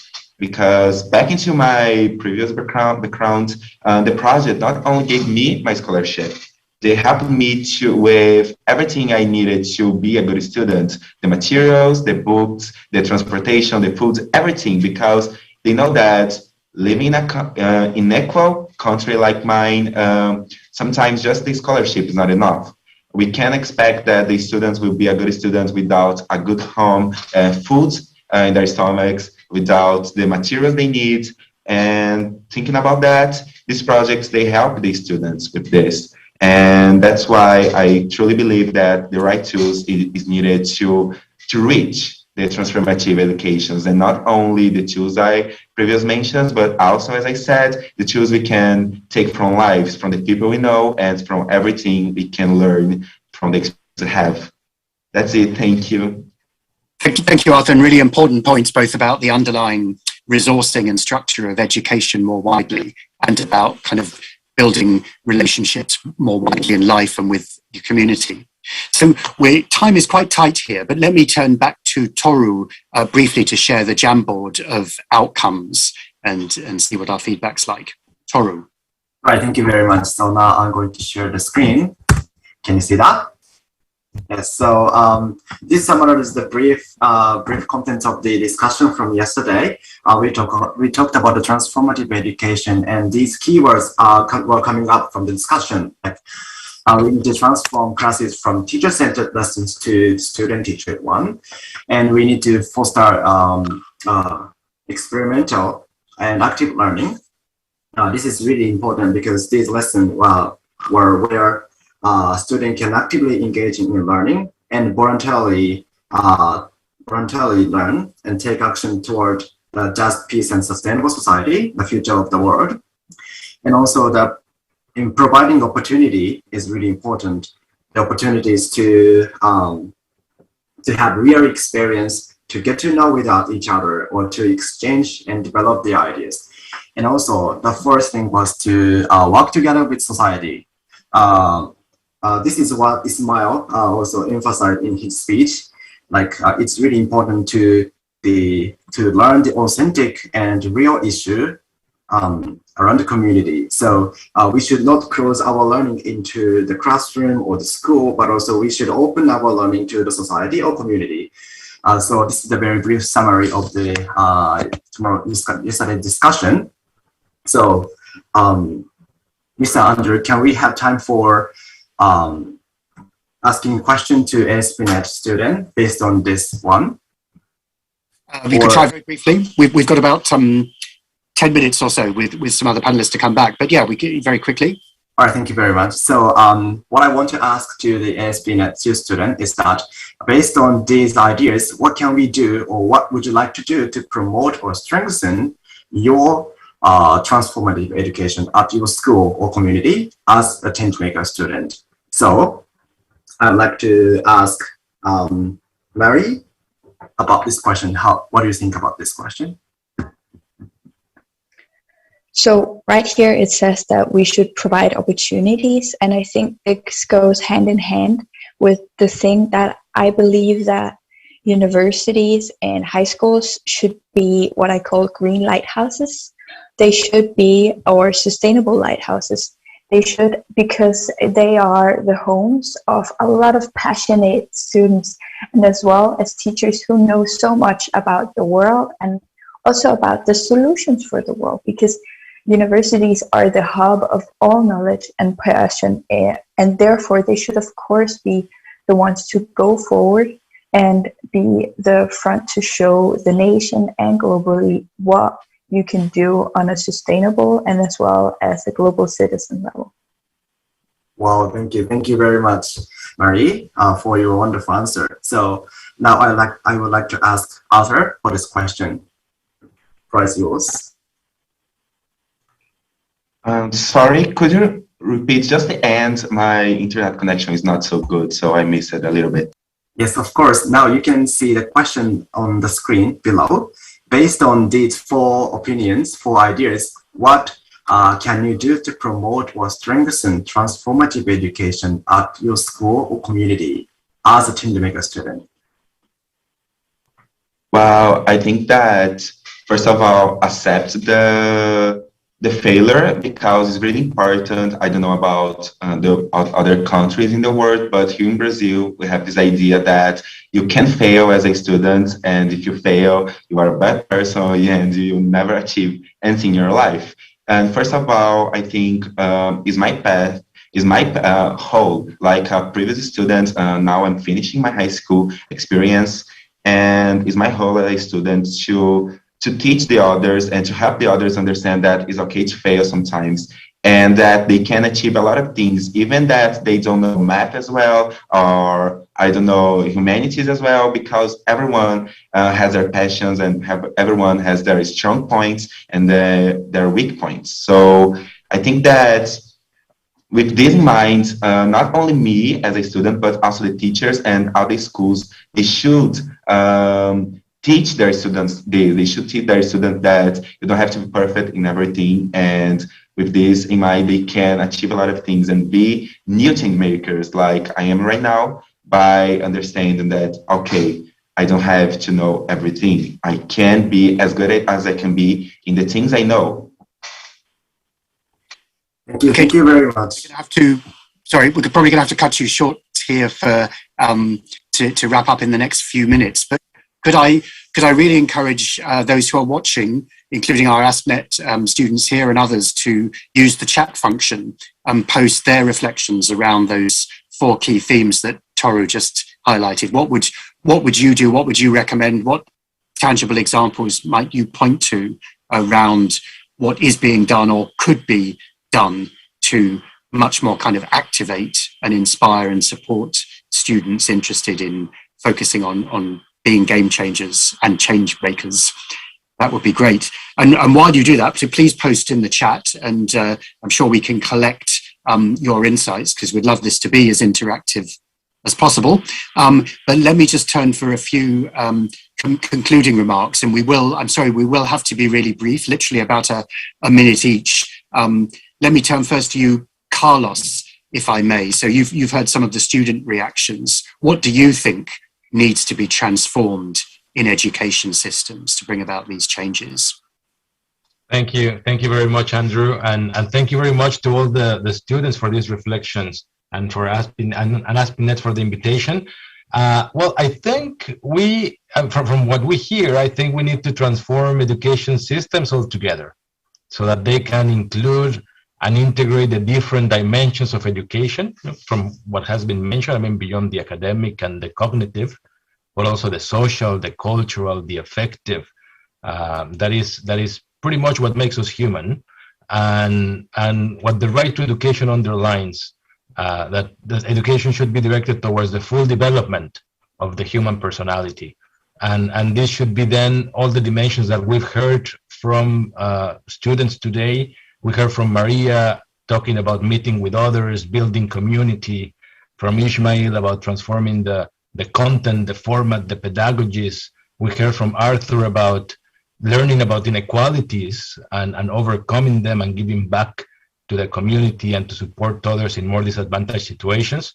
So I think that gives us an idea of the kind of content that should make it to the curriculum if we want to make education transformative, the kind of pedagogies that teachers should adopt, and there was mention of it already as well, if we want to transform education. I think it is important to say that education is a human enterprise, and education is also a humanizing activity, in the words of Paulo Freire, the Brazilian educator whose centenary we are celebrating this year. So humanizing education means making it responsive to the different dimensions of human life, and to build on some of these characteristics that make us human. So making it dialogical, participatory, critical, an understanding of the world and how to change it. So just thanks, Carlos. Sorry to cut you short, but we're already over. So I'd ask please to be very brief, but because we want to give as much time to the students as possible. But Roman, your perspective from Germany about best practices, perhaps, and what resonates with the forum. Yeah, thank you very much. I'm very impressed by the panel, and it's a great pleasure to be on a youth panel in my age. Some perspectives from Germany. First of all, like a sort of statement, I guess that what we have seen is the fact that youth participation is really a strong driver to transform our schools, and through the schools, our societies towards more sustainability. And it's important to realize that youth participation should have a strong impact on all levels. So we have to create opportunities to create this participation, like platforms on ESD or youth forums like we created in the German Commission for UNESCO with 25 young members who will accompany our work on a regular basis. I will give another very concrete example of participation and empowering education established here at some UNESCO schools. It's the climate action and climate education as a strong and essential part of education for sustainable development. It can be another strong driver to transform environments, and I would like to present you one example with a network of just 13 ASP.NET schools. They built climate measurement stations, for example. So students can go there and measure and share their data. And finally, the international cooperation between schools might be a very big strategic challenge to create the global citizens. And we observe that schools are members of international networks, but we can increase the real network to have a global learning effect. This would be my statement from a German perspective. Thanks very much. Noah, very briefly, what are your perspectives? Sure. Thanks, Andrew. I mean, I'm going to speak just real quickly from the perspective of a new report that was just launched by UNESCO, who's 2 years in the making, and ASP.NET played a major role. It's a report from our International Commission on the Futures of Education. Just put a link in the chat here for people who are interested. One of the key proposals, so the title of the report is Reimagining Our Futures Together, a New Social Contract for Education. And one of the key proposals is that a new social contract for education is going to require a considerable amount of unlearning and relearning. I think it's fair to say that the commission that authored this report is basically saying we need to press reset on the core reasons for why we learn. So in place of a narrow focus on education for national citizenship to support growth and development efforts, the report calls for education to build personal and collective capacities to transform, as we've been hearing about on this session. This means supporting individuals, communities, and countries to transform their relationships with each other, with the living planet, and with technology. So let's think seriously about how schools encourage change-making, also honestly about how they discourage change-making. So in the report, one of the clearest arguments is that we need to move away from some of the features of competition, of excessively centering individual accomplishment, and think instead about how education can build capacities for collaboration, for cooperation, and build solidarities. I can go into more detail. I'd invite you to look at the report, but I know we're short on time, so back over to you, Andrew.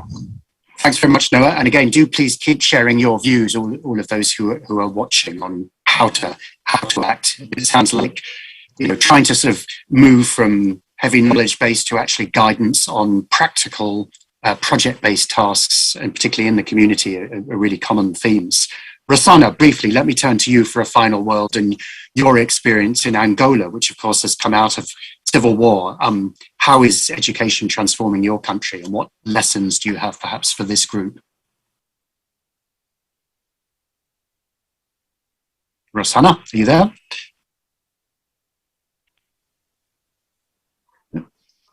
Sí, buenas tardes. Hacer una corrección, no soy ministra de la Educación en la República de Angola, pero sí trabajo en la Comisión Nacional para UNESCO en la República de Angola. And sorry, I would like to make a correction. I'm not the Minister of the Ministry of Education, but I work for the education sector. I worked in the education sector for a very long time, and we hope that education is equal, is not discriminatory. In Angola, indeed, we've made a lot of reforms in the education sector. So the second round of reform has brought us very good results and outcomes because it has changed the contents of education. For example, at the school level, many reforms have been adopted. We pay attention to improving teachers' teaching ability, providing students more power to empower them and enable them. At the legislation level, we've made designs and arrangements for educational reforms. We also provide on-the-job training for our teachers so that they can have this opportunity to have lifelong learning, if they are stagnated, it is not conducive to students' continuous improvement. In addition to that, so far, our current president is very supportive and attaches great importance to educational cooperation, that is the cooperation between schools and homes. In order to have a good education outcome, we need to have our teachers and the parents to work together. And we've also established the Parent Alliance, Parent Association, which is a formal organization with each school having a parent association to promote the cooperation between the school and the families. We should also involve the leaders, teachers, decision makers, and the parents to enhance their dialogue and to have a dialogue mechanism in place to understand the concerns, issues, growth of our students. And for a good family and school and the government relations can help us to lay a solid foundation for the development of education. Okay, Rosanna, I'm afraid, sorry, we're going to have to cut you off there, but some really interesting ideas. Thank you very much for that. I see also some great comments here in the chat and the Q&A, including a school restaurant group, which engages the students thinking around issues, including recipes and food waste. So we've unfortunately come already to the end of our first panel. And I think briefly we're going to come back to hear the results now from Marwa of the first round of the numbers game. Hi, welcome everyone again. I'm so excited to share with you the results of our numbers game part 1.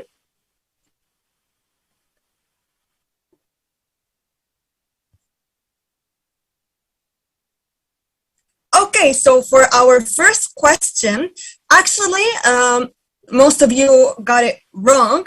It's not 60%, it's actually 80%. In fact, the majority of youth feel that their generation is under pressure to solve a lot of issues. They know that we are not treating them like the emergency they are. So that's when we conclude the importance of education in creating such change. So for our next question, let's see the results, please. Okay, so 33% got it right. Actually, the right answer is 100 companies. Can you believe it? Just 100 companies. They have a huge role to play in driving climate change, which will lead to definitely catastrophic consequences. So that was it for part 1. Now I'm excited to introduce for you numbers game part 2.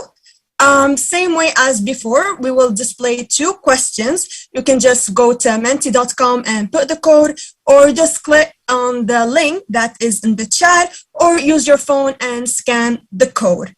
15 seconds.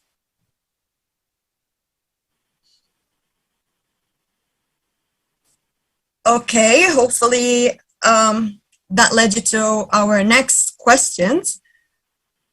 So,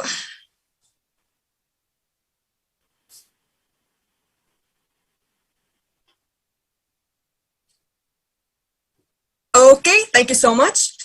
For question number 3, what is the average number in minutes that we use a plastic bag? 12, 200, 208, or 1,567? Choose your answer, submit it, and kindly move on to our next question. What percentage of things we throw away could be recycled? 80%, 20%, 40%, or 10%? I'm so excited to see the results and to share them with you later on. So right now, I would like to hand it over to Andrew Jack to introduce us to our next panel. Thank you so much. Okay, thanks very much. So we've got now only about 25 minutes, we're already a little bit over, but we'll try to focus this down. So the panel is about the role of youth and innovation, how do young people perceive they can be active as global citizens, and what's the role of innovation in taking us there. So let me turn first, I'll just introduce people as I call on them, but first to perhaps Anna Karen Probelodo, Regional Coordinator for UCAN. Anna, are you there? Yeah, I'm here. Thank you, Andrew. Welcome to this panel. It's about how the young people perceive their agency as an active global citizens. What is the role of innovation in taking action for people on the planet? And what is the role of emergency technologies such as artificial intelligence and machine learning in sustainable development? And so, Andrew, I'm back to you to introduce the panelists, the other panelists. I think are we going to hear also from Abdul Kadir? Do you want to say a couple of things from street to school?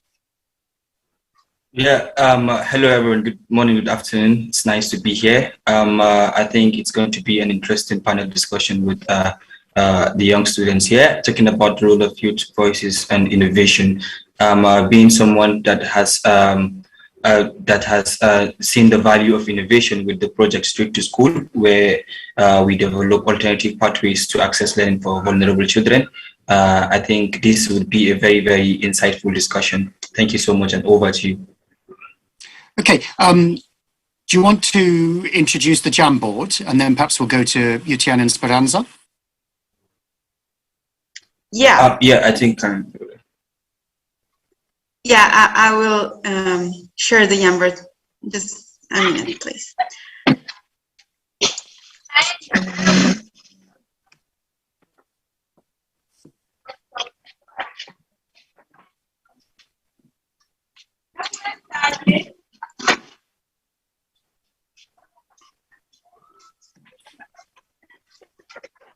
Can you see my screen?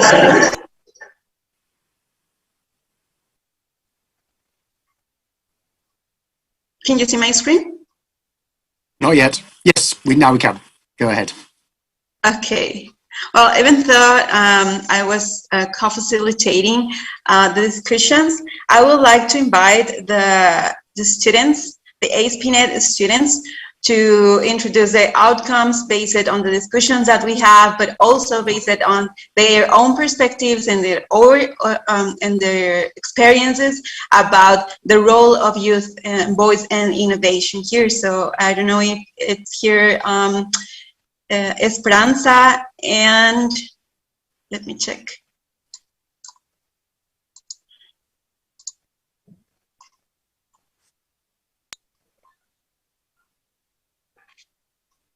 And Yutian?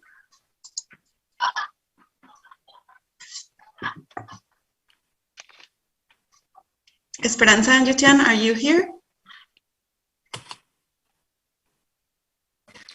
Yes, I'm here. Go ahead. Okay. Hi. So based on this question about the role of the youth voice in innovation, I would like to invite you to introduce some of the outcomes that we have based on the discussions, but I'm happy to invite you as well to share your own your perspectives as well and your thoughts as well about that. Dear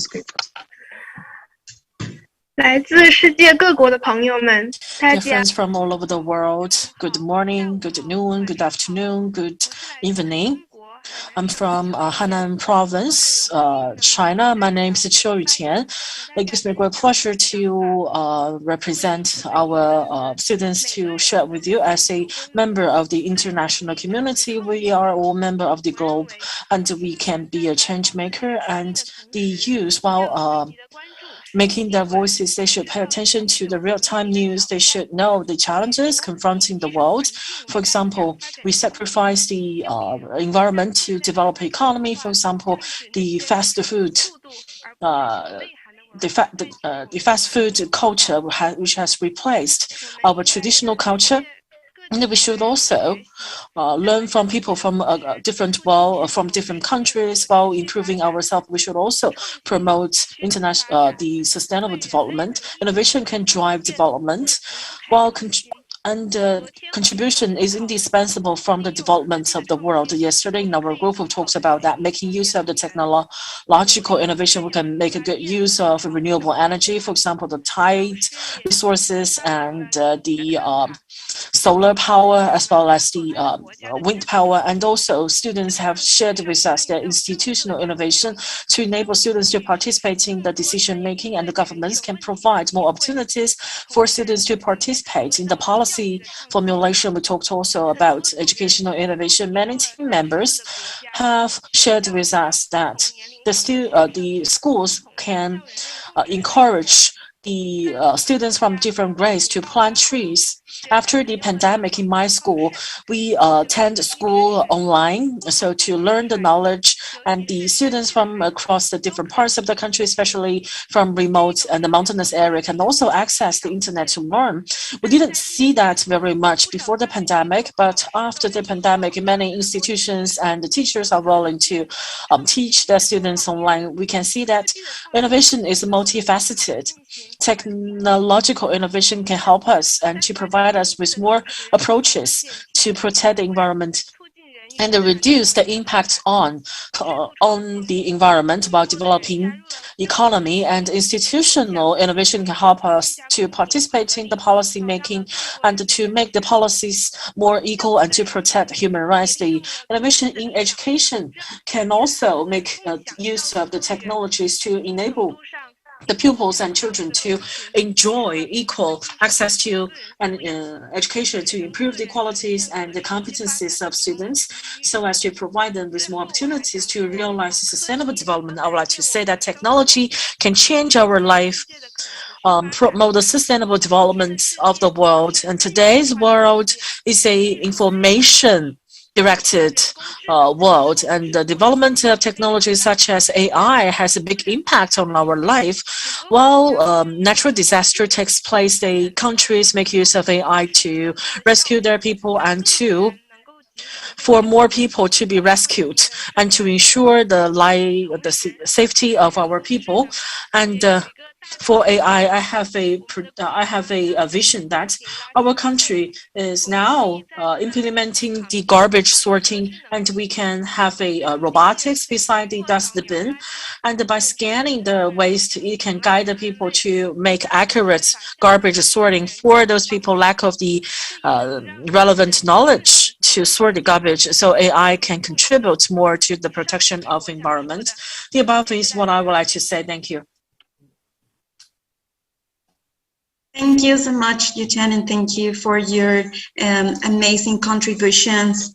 And also, I would like to invite to Esperanza as well to make her contributions about these questions, about the importance of the role of the youth voice in saving the world. Esperanza, are you here? Yeah, I can hear you well and clear. Good morning, good evening, good afternoon to everyone. I'm so excited to be able to speak to you again about the role of the youth and voice in innovation. As we know that the largest number of people you have around are the youth, and they can be one who can inspire the youth by local problem and offer them solutions. So we are, especially in our country, let's say, for example, in my country, I'm faced a lot of problems of garbage and pollution and industrial influence, whereby I can use I'm inspired by this. Let's say, I'll give an example of my story whereby in where I live, we had this issue whereby we were consuming poisonous vegetables due to the fact that people were polluting the rivers, and the rivers were being used to water the plants. And so we got to consume the plants, and they would affect us indirectly.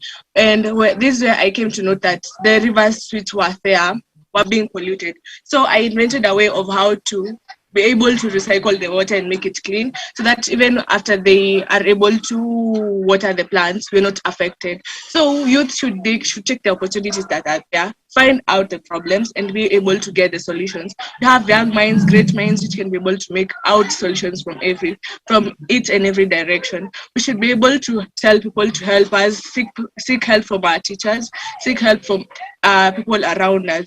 In our church, where I come from, we have these activities every Saturday whereby we collect garbage around our areas. So by collecting the garbage, we not just inspire us ourselves, but we also inspire others, whereby we get to see the youth are collecting the garbage. Why should I litter the ground where someone is collecting the garbage to make the ground clean? So we should not just think around what is there. We should think by the issues we're being faced with. We should get the problems we're being faced with and find a suitable solution. So in connection to that, I would say that let's get each and every youth out there working together, coming together in order to help us get a good planet and being able to help us conserve a good environment.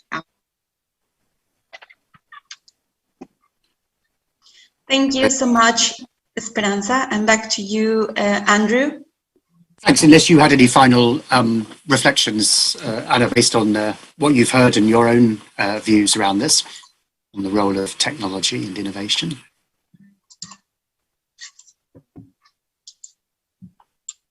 I'm sorry. Is there anything else you wanted to add, just based on your views of innovation and technology after what we've heard? Yeah, I would like to say that I completely agree with the girls about that. And also, I think that the young people today are more aware and informed than ever before. So we have the technology and innovation in our hands that we have been able to take advantage of to create a positive change. And we have fresh ideas and the willingness to take action to achieve social, economic, and environmental justice in coordination with other young people around the world. But we cannot do it alone. We need more intergenerational and intersectoral action. But I think that we are doing incredible, and we could say it on this forum as well. I'm very impressed about the actions that the ASP.NET students are doing and all the actions that they are articulating around the world. Thank you. And I see a few comments as well about the importance of this intergenerational dialogue. So clearly the youth focus that we've got here, but also discussing with and sharing ideas with and engaging with older generations. So again, I'd encourage any one of you who's watching to also post your ideas. Again, we're talking really particularly about innovation here and the role of technology and whether you think that's key to bringing about change, including tackling climate change. So do post your views, please. We've only got a few minutes left, so we're going to precisely do the intergenerational thing and hear briefly in summary from two policymakers who've joined us on the panel. So first, Bernardine Esungi Ikonjola, Director of Cooperation and Operational Activities for the Democratic Republic of Congo. Bernardine, what do you think and see as the importance of the voice of youth in developing and implementing policy?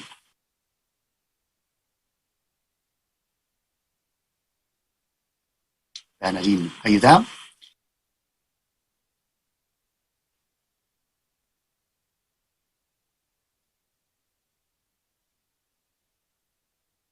Maybe not at the moment. So if you can come back to us, let me know. But let me turn, is Dia Samizdet there from Cambodia, Deputy Director General for Education at the Ministry of Education, Youth and Sport. Dr. Dia, are you there? Thanks, Jack. Thanks, Andrew.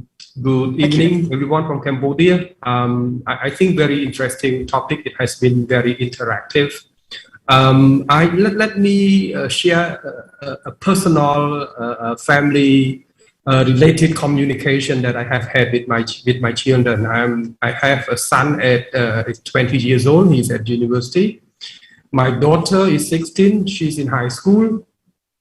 And my son, he's 7. He's in primary school. What I've been doing, they say that they don't lecture me. You know, I have more skill in technology than you. and I agree. You know, as policymakers, we have to listen to the voice of young people because we are preparing policy for them, and they are the beneficiaries of the policy we are making. So I'm in charge of teacher reform in terms of both pre-service and in-service for teachers that we have to enhance the capacity of teachers.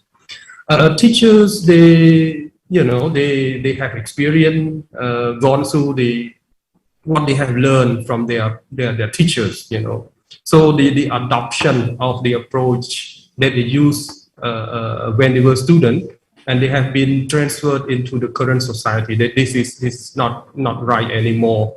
What we can learn from our young people, as I mentioned earlier, they have skills, they have knowledge in technology more than teachers, some teachers. And what we need to do, what I have done is to observe my children. I ask them questions, I give them tasks, and I pretend not to know, and they taught me a lot. So getting back to what they have guided us and guide me as a policymakers in Cambodia, they say, Daddy, you work in the ministry, could you please help the school to be more friendly? And I would like the classroom to be more joyful. I don't want a teacher to teach me all the time what to do. And ask me questions, and we look for answers together. So a student, they need more support, they need more guidance, they need more joyful environment, they need teachers who help them with exploration of knowledge, and give them some opportunity to practice so that they can gain some skills. So reflecting to that, I think the role of technology very important to search for information, to do research. And if teachers use technology to enhance quality of teaching, and has been very useful. We normally lecture our children to be useful citizens through education, employment, income, so that they can have high impact in society. But in fact, they know what to do. They can do better than us. As policymakers, what we do now is we listen to them, we give them the pathway, we encourage them to do. We don't want to fix them, but we will observe them and guide them accordingly. What we teach them now can be to resolve the problem in the past, to solve the problem in the present, but the problems that our children will face in the future, we don't know. So we need to teach them how to learn, how to research, and how to resolve the problem that will be facing them in the future. So that's all from my side, and I will be very happy to further interact. Any questions or comments for further discussion? Thank you. Thanks very much. So again, any of you who are watching, do please post your reflections on the role of technology and innovation, and also, as we've been seeing here, around this sort of importance of intergenerational dialogue, really important. And I think Dee's point there so about injecting some joy into learning is really important. Obviously, there's a lot of discussion about eco-anxiety, but actually bringing back some of the fun, and also, as we heard in the earlier session, that idea of engagement in projects and tasks in practice, even on a small scale within the school or the local community, can make things a lot more real and satisfying, as well as hopefully driving towards useful solutions. But we also heard in this session about technology, including, I see some comments here on the scope for virtual reality and elsewhere, at least where the digital divide makes that possible. So sorry we haven't had more time to bring in more voices on screen, but some really good ideas there, and hopefully you can continue to interact in the chat. Let me turn back now to Marwa for the outcome of the Unders game. Thank you so much, Andrew. Right now, for the results of our questions, what is the average number of minutes that we used a plastic bag? Actually, the majority got it right. It's 12 minutes. Just imagine 12 minutes of use and 1,000 years of pollution, and most of them are simply thrown out and a lot of species are affected. For the next question, what percentage of things we throw away could be recycled? And yes, most of you got it right, it's 80%. I will say 3 words: reduce, reuse, recycle, because recycling has a lot of benefits. It conserves energy, it reduces air and water pollution. So that is really important. Now for our part 3 of the game and our last part, unfortunately. Same method, go to the link in the chat or just go to menti.com and put this code. I will give you a couple of seconds. This time we'll get the results instantly. So hopefully that was done. For our 5th question,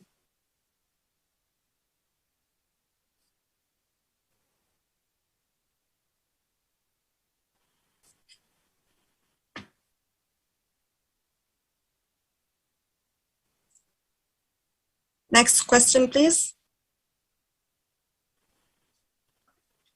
Hopefully right now everyone is getting to submit their answers. Okay, so we are trying to reduce greenhouse emissions to limit global warming to 1.5 degrees or 2.5 or 2 or 4.14. Okay, so also the majority got it right. It's 1.5 degree. This means we need dramatic changes in how companies function and how societies function in order to limit global warming. So for our last question, I just want you to, like, in one word or one small sentence, describe this forum. So we did this yesterday, I believe. So I believe that this was an amazing experience for all of us. I see a lot of interesting answers. It was inspiring, amazing, informative, interesting. So yeah, I totally agree. And I hope that everyone got to enjoy this game as much as I did. So hopefully you got to learn a lot of new informations. And right now I would like to introduce the moderator of our next panel, Carolina Ali. Carolina is a youth leader who has been involved in UNESCO Education for Sustainable Development Youth Forums and is a strong advocate for sustainable development. So Carolina, are you here?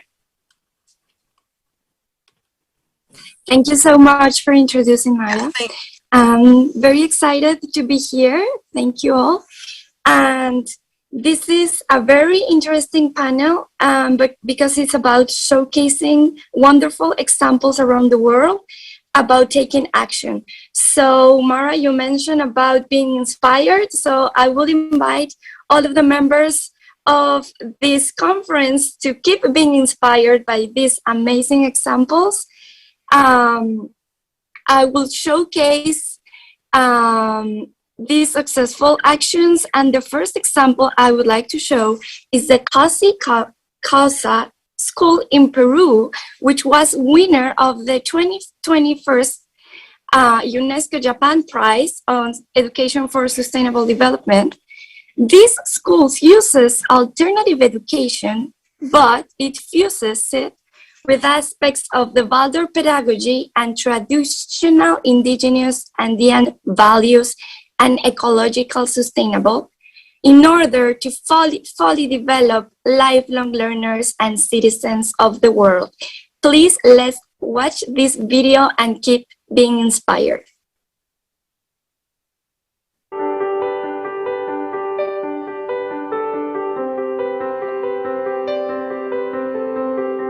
Founded in 2008 by a small group of parents, Cuse Kaze School is an alternative school located in the Peruvian Andes with 100 students from kindergarten to high school level.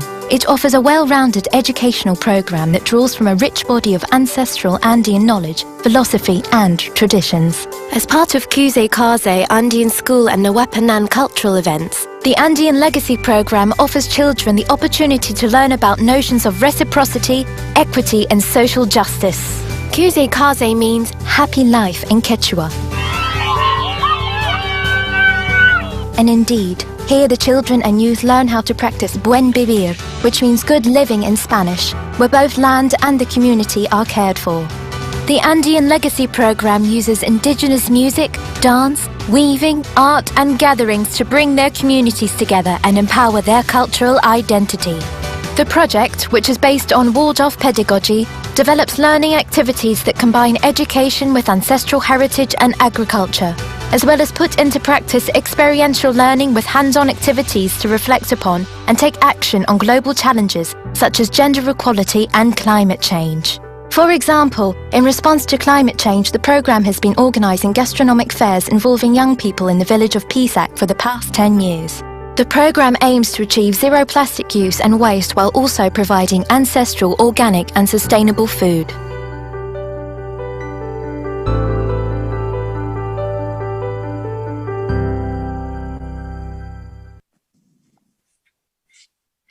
Thank you so much. This was an amazing example and truly inspiring to see cases that bring out the natural and cultural heritage into action for transformative education. Now, I would like to invite my colleague and friend from the Youth ESC Network, Glenda. Glenda is from Guatemala. She was born in a rural community and she is facilitator of transformative experiences in Youth Association CERES. Glenda, un placer estar aquí contigo en este panel y que nos compartas acerca de tu maravillosa experiencia tomando acción. I would like to invite everybody to put the translation on because this part of the panel will be in Spanish. Glenda, I would like to ask you this question. Glenda, are you here? Hola. Hola, Buenos hola. días, buenas noches y buenas tardes. Un gusto poder estar Good con morning, good afternoon, good evening. It is my pleasure to come together with all of you to share with you my insights about this. So I'm from Guatemala.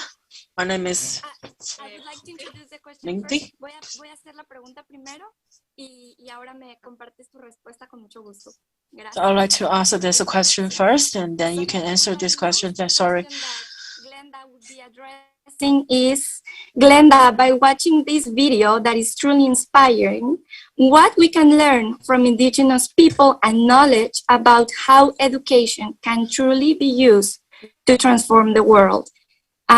So, Glenda, muchas gracias. ¿Qué podemos rescatar de este video acerca del conocimiento, del conocimiento ancestral de las comunidades indígenas?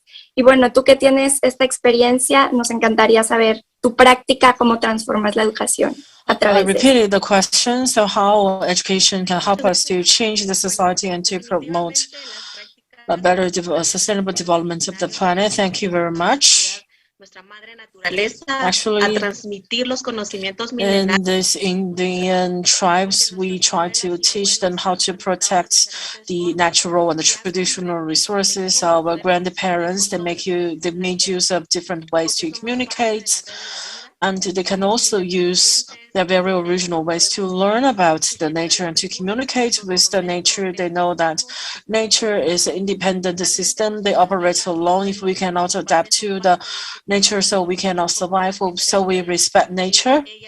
In fact, in our local tribes, my parents and my grandparents, they were the first to develop the Indian local education. By educating the local people, we can make them people who are far away from the modern society. On one hand, they can learn how to read and to explore the nature, to identify every river, every mountain, and every corner of the nature. So they are going to know that this is the nature that and the environment they are living in. And for the local people, nature is our mother, and it is an endowment given by the nature. So we love the water. The water is given by the nature, and we have to think about why we have to survive. What can we get from survival? Because we know that all the tribes, they emphasize life, but what is life? And we also know how do we interact with each other by exploring life and by communicating with the nature. We can have a better understanding of our life. In the meantime, we should also make this approach to communicate with each other and to live like this. We believe that through such kind of way, so the indigenous education, the local education help us to integrate the education with the local community, with the local culture, and we can explore more uncertain, unknown things in the world so that we can integrate into the earth. We can also use this approach to think about the common future for the planet and the humanity. And then we are going to know, so when we interact with the nature, so we should use a more diversified way to know the life around us, the how life and wind, water, and nature can interact with each other. And through by playing outside and learning in the classrooms, we can continue and to further enhance our communication with the earth. So that's my sharing. And I think today, if we destroy the relationship and the coexistence between nature and humanity, it's very difficult to balance if we break the balance. So when we do not live in harmony with the nature, that will lead to a lot of derivative problems, for example, the degradation of natural environment, climate change, and all kinds of societal issues, which were caused by the destruction of the nature, not only as a user or as an individual. We should have the responsibility to strive for the harmonious coexistence between man and nature.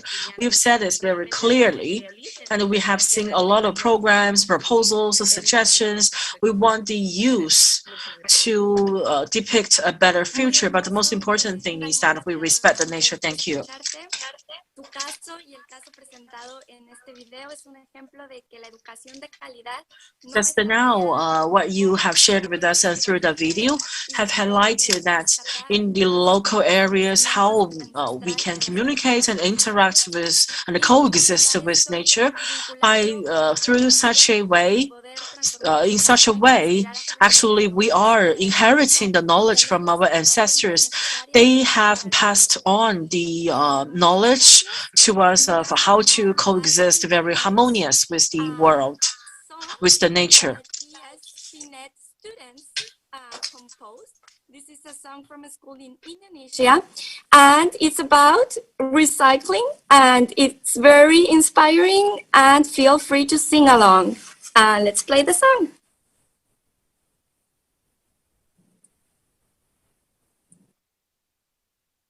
Do we have the song?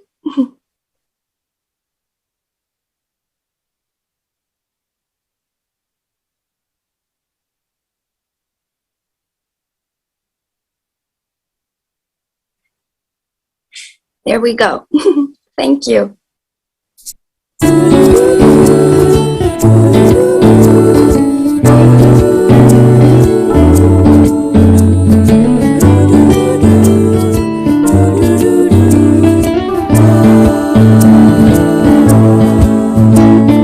There's a place full of diversity where we all live in harmony. Stars and moon shine so bright.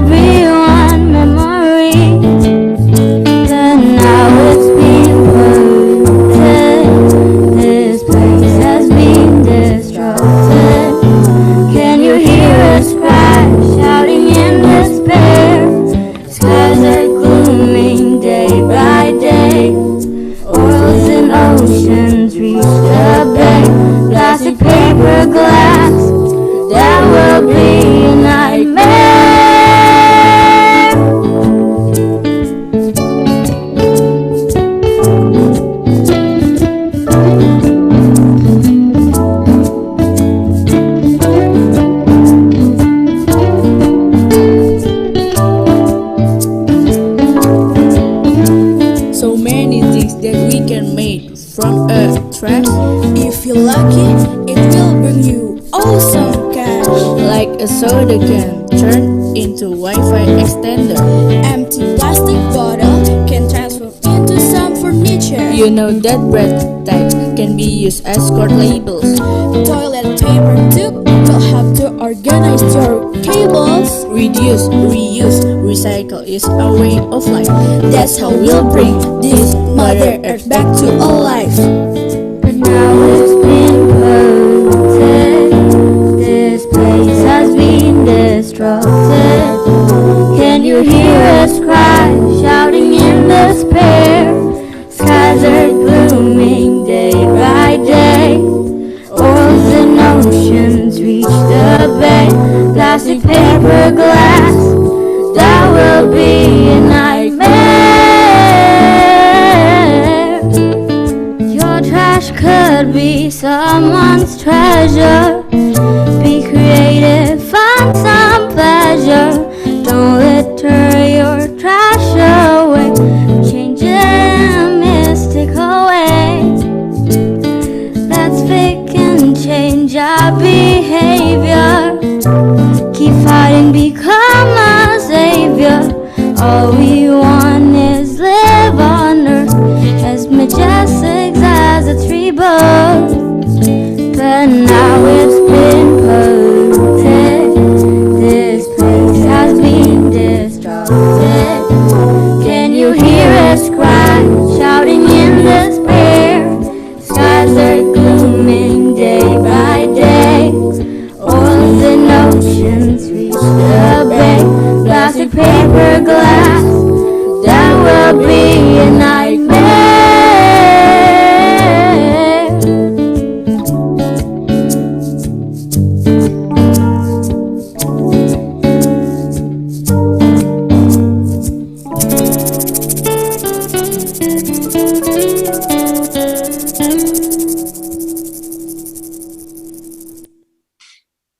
Thank you so much. This was truly inspiring, and what amazing talent this girl has. Please share in the chat how this video inspired you to take action. In my personal opinion, I think it's about being zero waste and trying to refuse to consuming in plastic and things that we know that pollute the environment, and then recycle as much as possible. Thank you very much. And I've been very inspired by these amazing examples. Glenda, thank you so much. And I would like to introduce Ismael, that we close the session, and thank you very much. Thank you very much, Carolina, and amazing job in that shows us the work of these young people and how they're committed to a better future for all. And this last song actually shows one of the type of things we can do to modify our educational systems in a way to have a more artistic approach, a more soft skills approach that we need.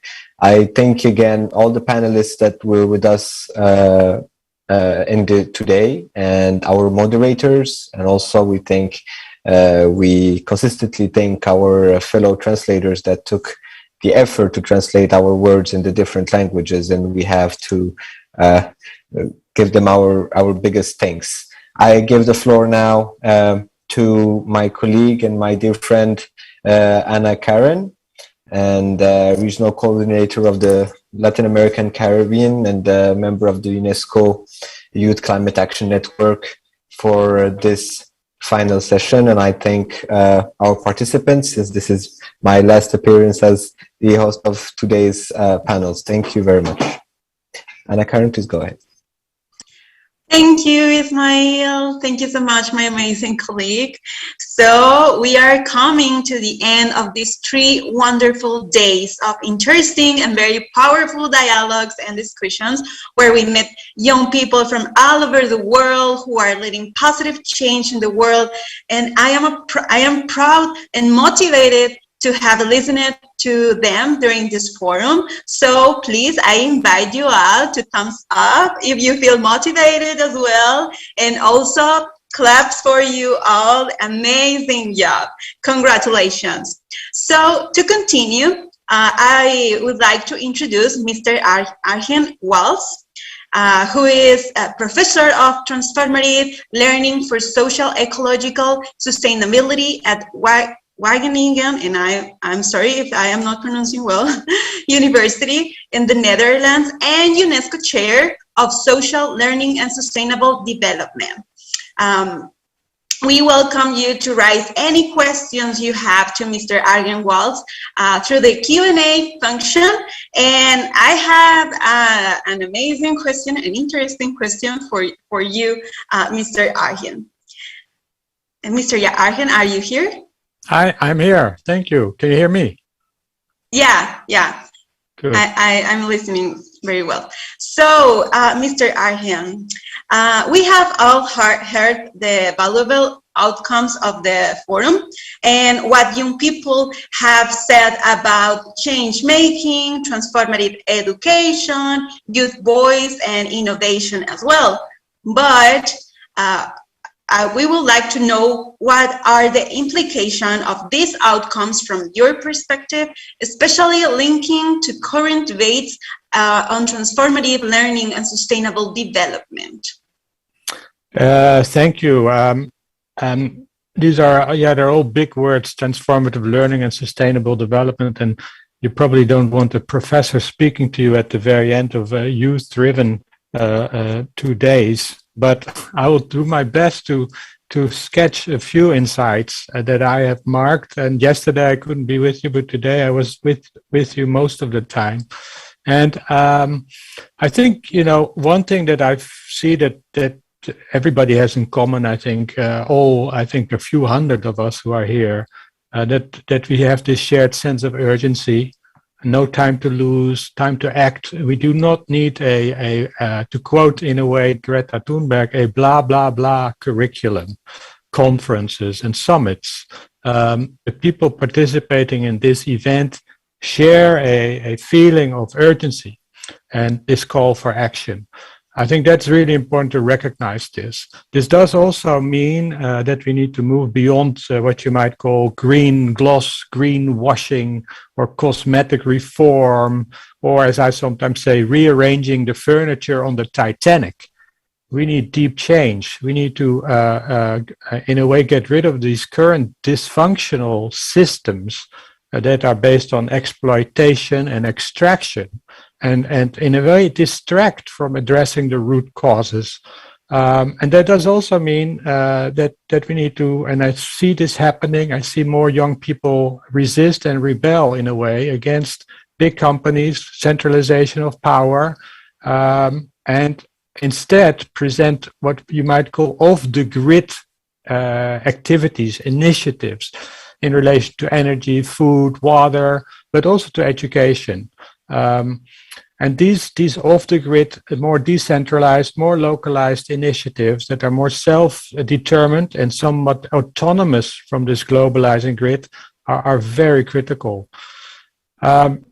It's also clear that sustainable development from all these contributions, and also looking at the chat, it's not just about facts, it's also about values, it's about ethics, it's about emotions, it's about it is highly political in a way. It's about power. It's about social and environmental justice. And if we don't recognize that, then no deep or fundamental change will take place. Also, many of the initiatives that have come by seek to add value to community and what it means to be human. So it's not about just economic value. We've seen so much in the past that education has become kind of an extension of a globalizing economy where we prepare young people to be diligent, flexible workers who are competent and become, in a way, good consumers who can shop 24/7 in this economy that is based on materialism. And this is not very meaningful to many young people nowadays. And of course, there are parts in the world where this is not that lifestyle is not even within reach. And in some ways, you might say, fortunately, it is not, because it is being ahead on the wrong way, which is a way that is clearly a dead end. We cannot live in a throwaway society where our only mission is to accumulate wealth and to get a rest ahead of the rest and taking care of ourselves. We need a culture of solidarity, of community, of care. And our education, our schools and our universities are not really cultivating that kind of culture. It's more one of competition, individualism, taking care of yourself, which is not a healthy culture. So we need to reflect on the role of education, and in our schools we need to, I would say, provide more space to explore, investigate, to design, to implement, to reflect, and to become what you might call sustainopreneurs, people who are entrepreneurially working on more sustainable ways of living. That requires also working with different societal actors, that we need to invite diversity. And many of you have pointed this out. Also inviting opposing viewpoints, especially in this time where there's a lot of polarization. How do we make bridges? How do we operate in that difficult middle? How do we deal with polarization and also with fake news? This is also very critical, I think, if we want to become more transformative as a species. Also, different forms of knowledge I've seen come by, experiential knowledge, scientific knowledge, indeed also, but also, and perhaps foremost, local knowledge and indigenous knowledge, different ways of knowing. Some ways are more arts-based, some are more relational, more seeking more deeper connections with other species, with the non-human world, the more than human world, with the things around us that create, the places where we live. Having such deep connections, I think, might well be the key to a more sustainable world.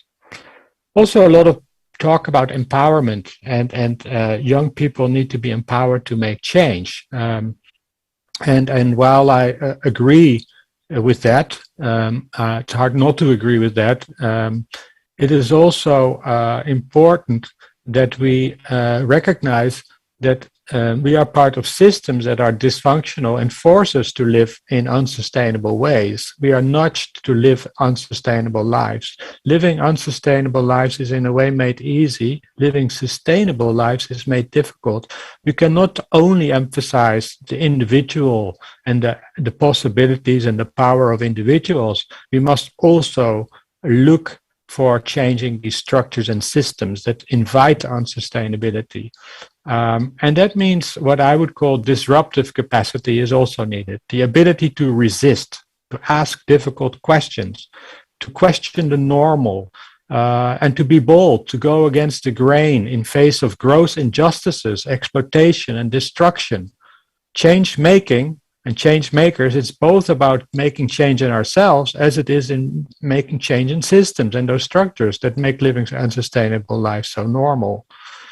And it's not the youth only that needs to be changing, also older generations, and certainly and maybe foremost those in power who, and certainly in some dominating countries and big companies that kind of control much of the world and in a way are responsible for a big part of the degradation of this planet, they should be held accountable for the state of our planet. So it cannot just be the youth that needs changing. It must also be the generations that can be held responsible for the state our planet is in at the moment.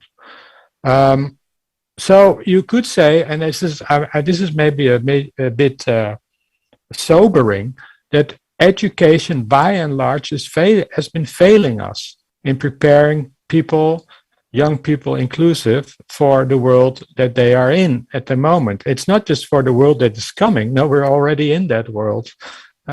This is not necessarily the fault of teachers. It's more the fault of educational policies where we focus a lot on testing, on cognitive knowing, on measurement, on ranking, where there's a culture of accountability, where there is no freedom to learn, where there is no freedom to explore local issues that are all around us that we hardly tap into as schools and as universities.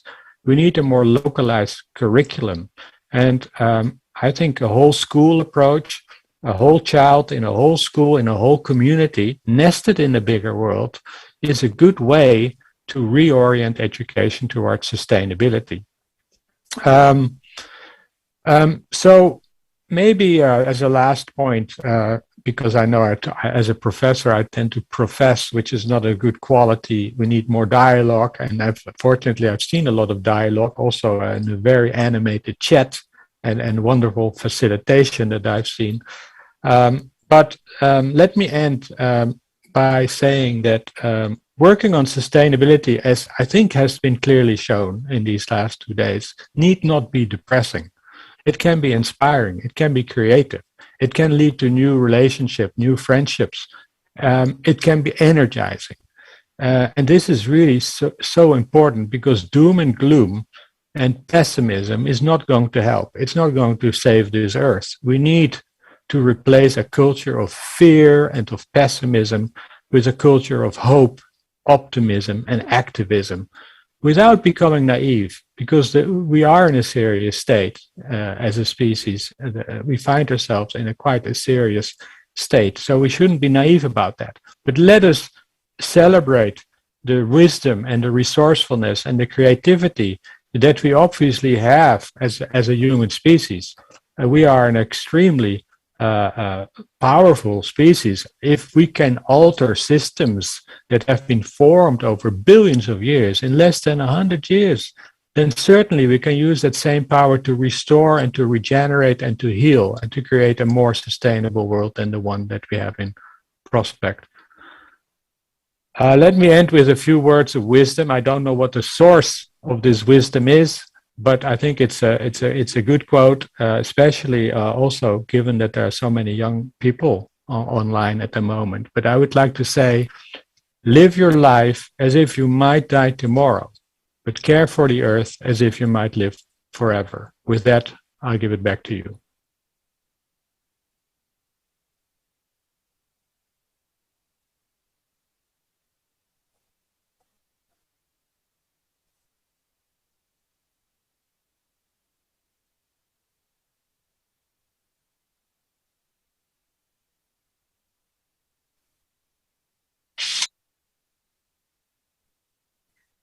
Thank you very much, Arjen. I think we can probably take some questions and comments from the chat, so that maybe Arjen can comment or answer. Futia, can you take some questions, please? Yes, Julie. I have one from Jean-Marc from France. It's written in French, and if you can turn to the interpretation. He said, nos jeunes leaders doivent aussi parler de nos seniors, à nos seniors, pour les inciter à changer de politique. So this is a question for teachers. How do we change the education policies? Yes. Well, thank you for that question. And in my reflections, I pointed out the problem of, in a way, centralization, where decisions are made at a national level, and we have national curricula, and we have international testing like PISA, and these drive a lot of what is happening in schools today. And schools have become very competitive, and excellence is seen as very important. And as a result, and also the cognitive skills are being emphasized, and as a result, we pay less attention to social emotional learning. We do not have the space to explore our own local environment, the places where we live, which are such a rich laboratory for teaching and learning. So we need to, in a way, also decentralize education, and we see in countries like Zambia, in Finland, different parts of the world where there is more space for localized curricula, where the education policies are giving more space for teachers, schools, school leaders, school communities to have a part of the curriculum, and sometimes it's 20%, sometimes it's 30%, to be self-determined, co-created in dialogue, where the learning goals can be established together. And this, I think, is a major way forward to making education more responsive, more meaningful, more relevant, and more connected to these sustainability challenges that we find ourselves in.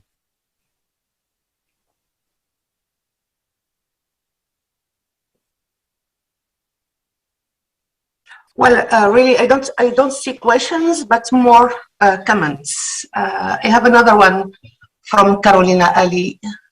Education plays a fundamental role to set foundations and to enhance the spirit of change makers, such empathy, passion, critical thinking, convictions, and responsibility.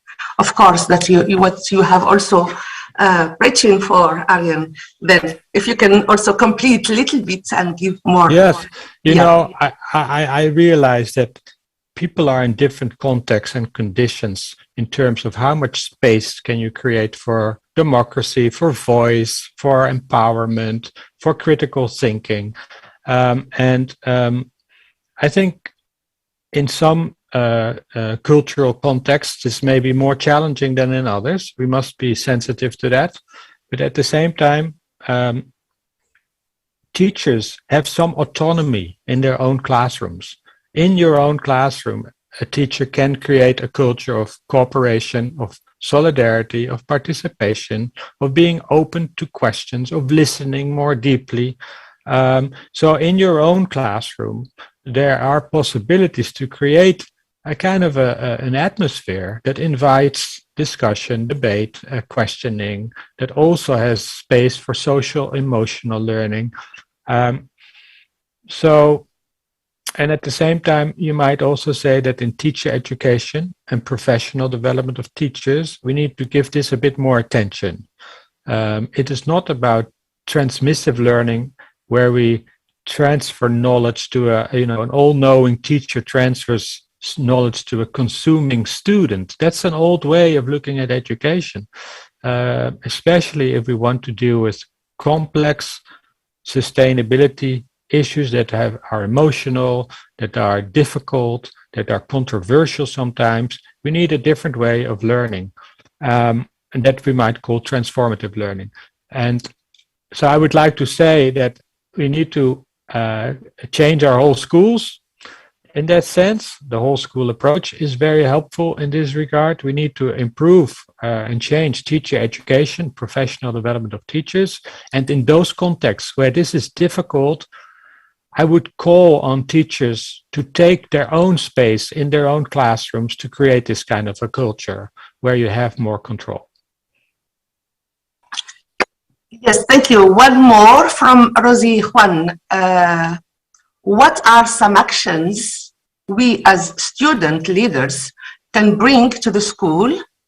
How can we measure our success of our actions? Yes, so there's two questions here. One is, maybe an example. There are some schools in the Netherlands and in Belgium that have repair cafes where people bring broken things like broken phones, broken vacuum cleaners, broken bicycles, and they are being fixed by students who work with local businesses. First, they get instructions about how to fix bikes or how to fix vacuum cleaners. There's some technical understanding of how they work, maybe connecting with teachers who know something about physics or know something about economics, or depending on what they're making, they could also create a market around the things that they fixed. And in this way, you extend the life cycle of objects. You engage people in developing a connection, young people in developing a connection with things, with material. They have a deeper understanding and appreciation of these things that they are making. And they develop connections with local businesses. And connect with subject areas that need to be taught anyway in those schools. So one way, and this is also with vintage clothing, old clothing markets that schools are hosting, where young people share clothing with each other, and they recognize they have lots of clothing in their closets that they hardly ever wear. And this leads to a kind of a vibrant, dynamic marketplace of a more circular economy. And so these are very concrete actions that engage the head, the heart, and the hands. Now, the second question is then, how do you measure or monitor if young people are actually developing new competencies or skills or mindsets or qualities that are needed? I must say that not everything that is important in life can be measured. And not everything that we measure in our schools, just because we can measure them, is important. So we must pay more attention to measuring if we can, but looking, and we cannot always do that. We must look for signs that show empathy, that show collaboration, signs that show that people can change perspectives, signs that show that people feel more confident, more empowered to make change, signs that show that people are more reflexive, think more deeply about these issues, rather than looking for quick answers like we tend to do with Wikipedia, Google, Siri on our phone. You know, we look for quick answers, while sustainability requires to look for deeper answers. In a way, this sounds a bit strange. We like to simplify things, but if we want to become more sustainable, we need to complicate things. By making them complicated, by seeing how it's connected, everything, our everyday life is connected to water, to energy, to gender. It's connected to economics. It's connected to biodiversity. To everything is interrelated, and this is why I think that we also need to look for science, how to deal with. Yes, systems. absolutely. Yeah, thank you so much. It's so very, interesting. I would like just to invite, if Simon, you can give the floor to Dante. She would like to ask some question, maybe, or she was putting in the chat that she would like to express herself, and we can give her the floor if possible. Dante, if you can, yeah. They have the floor. They can switch on the mics. Yeah, please, Dante, then you can switch your camera and speak. Hello, thank you. I actually didn't think that this situation would come into fruition, because many of us ASP students are sitting today here. We're close to finishing the meeting, and we're just thinking that, isn't it that it starts to look like maybe the organizers are coming here and the, let's say, adults. And this is the most important day where the officials come, people from other sectors of the organization, and we actually can't really show up. I just want to say, I think that the first 2 days we had during the forum were a great start to the ideas we have presented, to what can be done further. But I think we cannot stop only on that. It's very wonderful to emphasize the actions we have taken so far, how much we can still do. But it shouldn't be also just stopping on this and thinking, okay, it's so positive, yay, we can rest in the country of candies and rainbows. I think it's important to introduce the systems further that will enable everyone, both develop, let's say, activists and those that are beginning, to make a bigger impact. Because it's frustrating sometimes that it's so popularized to be this activist, to make some change, but actually usually when you want to do something further, you are left alone. You don't have the information or someone who can influence this, especially if you don't live in the capital of your country. And I experience this feeling nowadays a lot. And also to make sure that if we want to have education, should be holistic, so that we don't focus, on just technical skills, just knowledge, but also sexual education, emotional education, why we are here, why we are acting, actually. I think I do not wish to develop too much my expression, because I know there are many others who also want to speak, not just me. So maybe I can put someone else. Thank you. Yes, thank you so much, Dante. Yeah, well, Julie, Simon, can we give the floor to, we have case students, I don't know what is your name. Please present yourself, and we have Abdul Wahud. We have two more direct questions. Yeah, please, first we start. Thank you. All right, okay, go ahead. Hello, so me, my friend, I'm Sirine, and she's Kunuz. So we want to give our points of views and our suggestions about changing the curriculum, educational curriculum, to help the student in like different changes that should be determined and should be included in the curriculum. So first, we think that every country should determine its goals of education.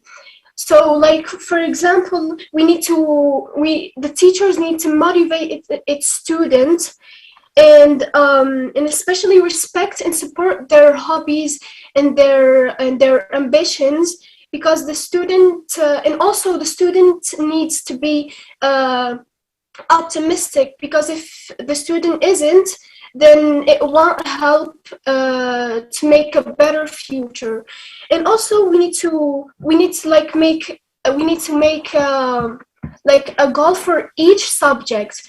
Yeah. So for example, we have a presentation here. So yeah, and we have it in Arabic and we have it in English. So thank you so much. Oh, sorry. No, thank you so much. Yeah, well, just yeah. Sorry. What is your name? You are KS, but I'm Sirine. And okay, Sirine. Okay, shukran. Sirine. Yes, it's just just to give your thoughts, your insight. Thank you so much for bringing your contribution, and we are taking this, of course, with a lot of interest.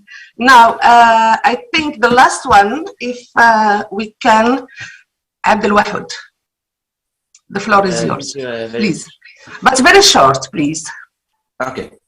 I just want to say that it's been an honor to be in this meeting to discuss about various problems our world faces. And today I've learned so many things about transformative education and some informations that I generally didn't have any idea about. So yeah, I think it's a pleasure to be with you and to be with an international community. So I hope that everyone will be okay.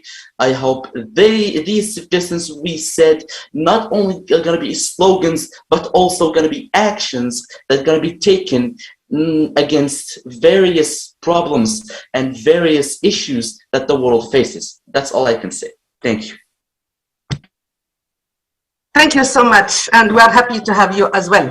Thank you. Well, there is any other intervention, any contribution? Yeah, Walter, you have been waiting all this afternoon. Please take the floor. Walter?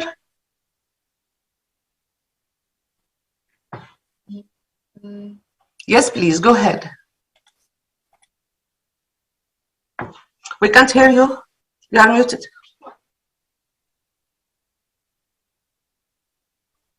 Hey, Walter, we cannot hear you. Your mic.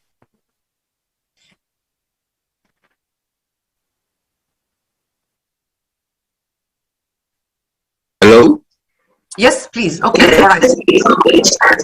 Okay, so first of all, I'd like to very much thank everyone who has contributed in one way or another in this forum, because personally I've learned a lot. And my message to you all as we conclude this day is that I just dare us to all go and in our own creative and intuitive ways, go out there and change the world. Let us go out there and find creative solutions. Let us go there and be determined and have that skill to make the world a better place. That would be mine for now. Thank you.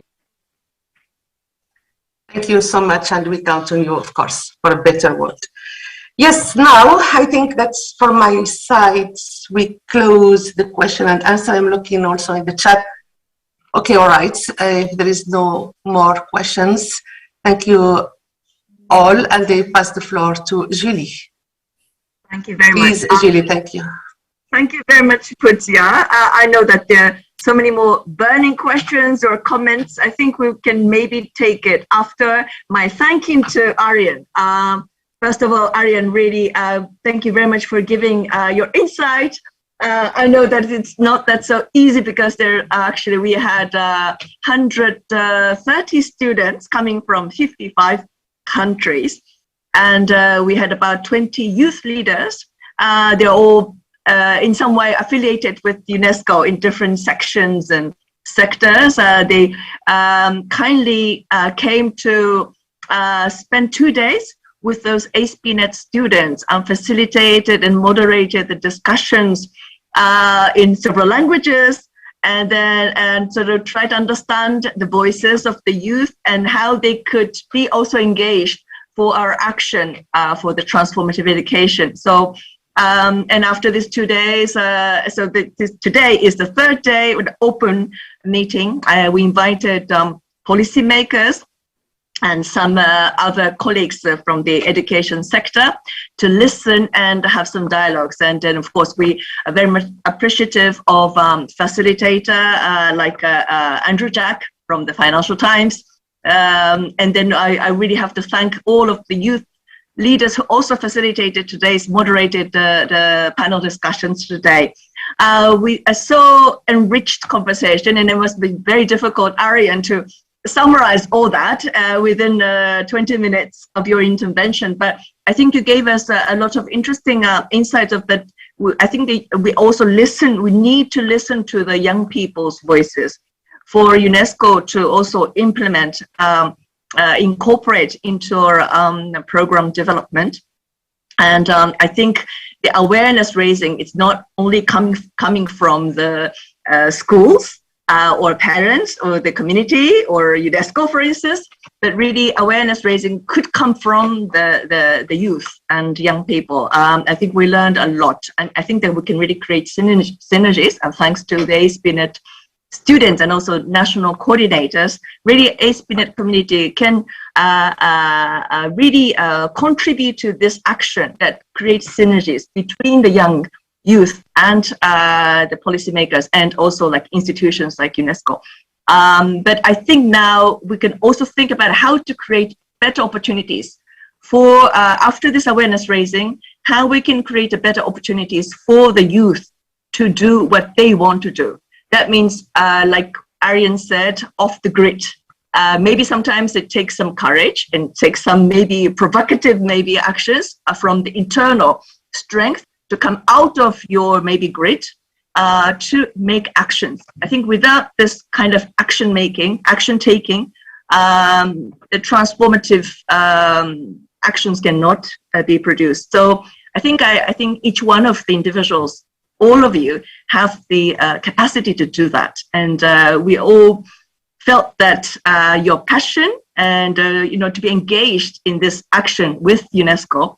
And I really thank you. And I think it's now, as the title of this forum said, take action for the planet and the people. I think it's you now need to take the action. And I really appreciate youth leaders who were to spend 3 days with us to be able to continue providing us with your knowledge and skills and your heart to accommodate and also facilitate and to become mentor for the ASP.NET community. I think we really need your support, because you're the generation that could really situate in between the young people and the society, and you could really make the nice linkage and could make a nice transition and facilitate this kind of transaction to take place smoothly.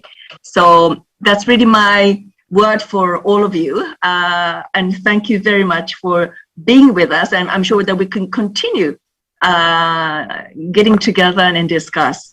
But I guess those who have to leave, I think that because I think the time is already about, it's the closing time was already past 7 minutes, but I think we could maybe continue for another 10 minutes or so if you like. We could do some like a photo taking as well. I think we asked you to bring something to maybe represent yourself, of your own culture, identity, or if you want to like change your backdrop for some maybe picture you want to show that you care for, we could do that and then take a nice photos together, couple photos, which let's celebrate, and we can also continue maybe chit-chatting for another 10 minutes or so. And at the end, we like to say, play a nice song. It's a song also contributed by our ASP.NET community in Canada to also show us about this beautiful diversity of culture, how to appreciate the differences of people. So we can do that song as well. But before that, why don't we maybe, I'll give you 30 seconds or so to switch and put something on, just so that we'll come back to this screen and take a nice photos. Okay? So I give you 30 seconds or 1 minute, maybe let's do a little change. Okay? We'll come back. And Julie, could we play the UCAN video in the meantime as they change? Sure. Why don't you do that? So while we're watching this video, you can prepare yourself. Okay? So Simon, please do. Yeah, please do. Okay. And then I'll chat you on Teams. Thank you. Correct. Thank you. I'm sorry, there's one person who says that they cannot turn the camera on. Tia Al-Qadi. They say that they don't have a choice to turn on the camera. Simon, would you be able to help maybe? But and you can start. Tia Kadi, this is what's happening.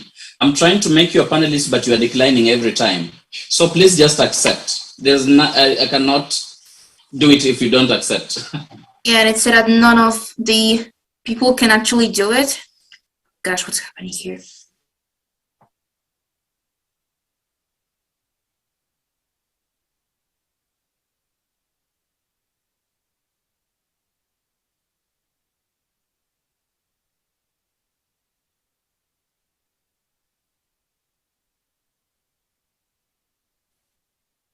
Anybody who is not able to turn on, just raise your hand, then I'll be able to make you a panelist.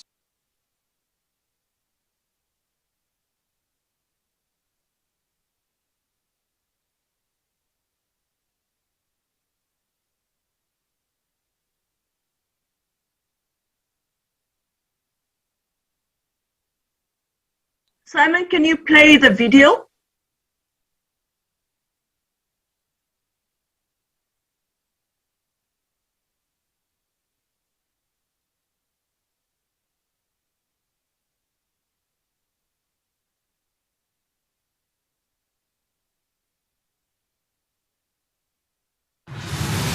The climate is the most urgent issue for all human beings. So for 2 years now we have been working toward the implementation of the project, how UNESCO through its key thematic in terms of education, sciences, culture, communication and information could support and strengthen youth climate action around the world. There are over 11,500 ASP.NET member schools in 182 countries. The African Youth Climate Hub has been present through these couple of days at COP26 and participated and organized several events. Mainly towards climate education, we've been able to engage and mobilize and dialogue with several participants. Disasters disproportionately affect persons living in poverty and so many other vulnerable groups. We work with community leaders, youth leaders, climate experts, researchers to increase preparedness and resilience against future disaster that is going to happen in this population or in this area. And this is something that taught me that when we talk about climate change, we must bear an open mind. And over 700 children in creative upcycling using waste as well as climate change education.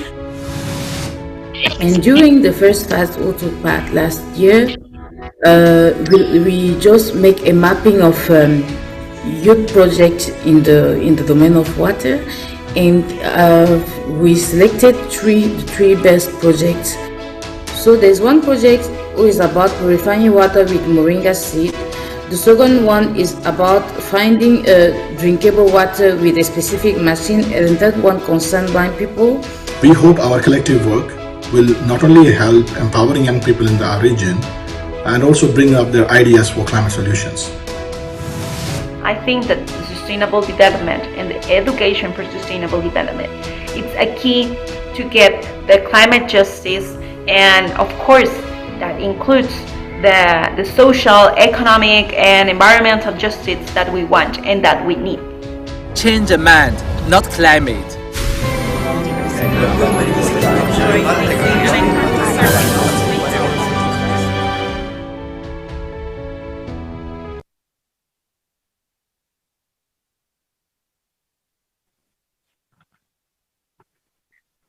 Thank you very much.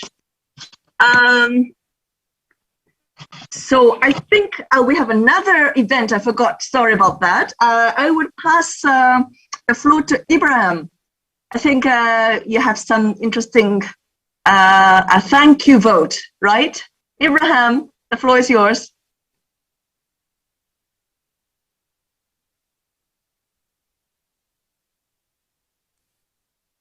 Samad?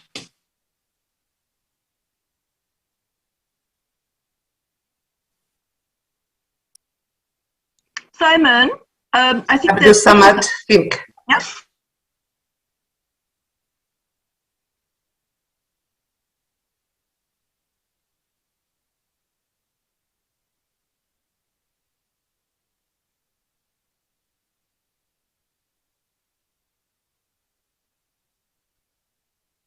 Simon, are you there? Connectivity was here a while ago and I can't see him now. Abdul Samad? No, he's not here.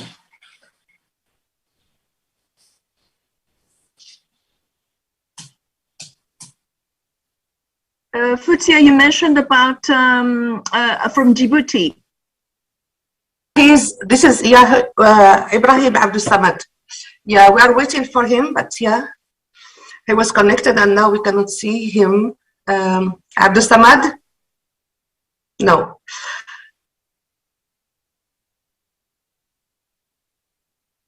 So Simon, yeah, what would you suggest, Simon? So we can go to the very final one, or? Yes, perhaps if Samad joins, I'll let you know. But maybe right now we can, have the cultural thing now. Okay, now while we're maybe waiting for Abraham to join us, you can show your some outfit or your backdrop, and we can take a nice photograph. I see like a Santa hat, and I see a nice hat. I see a nice photo. Hello, Simon. Simon, can you hear me? Yes, Yusha, yes, I can hear you. Yes, Simon, could you please reply my message in the chat room? Thank you.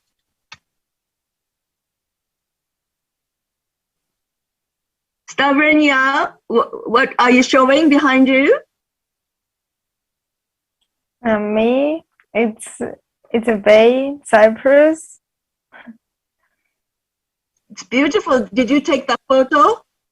No, no.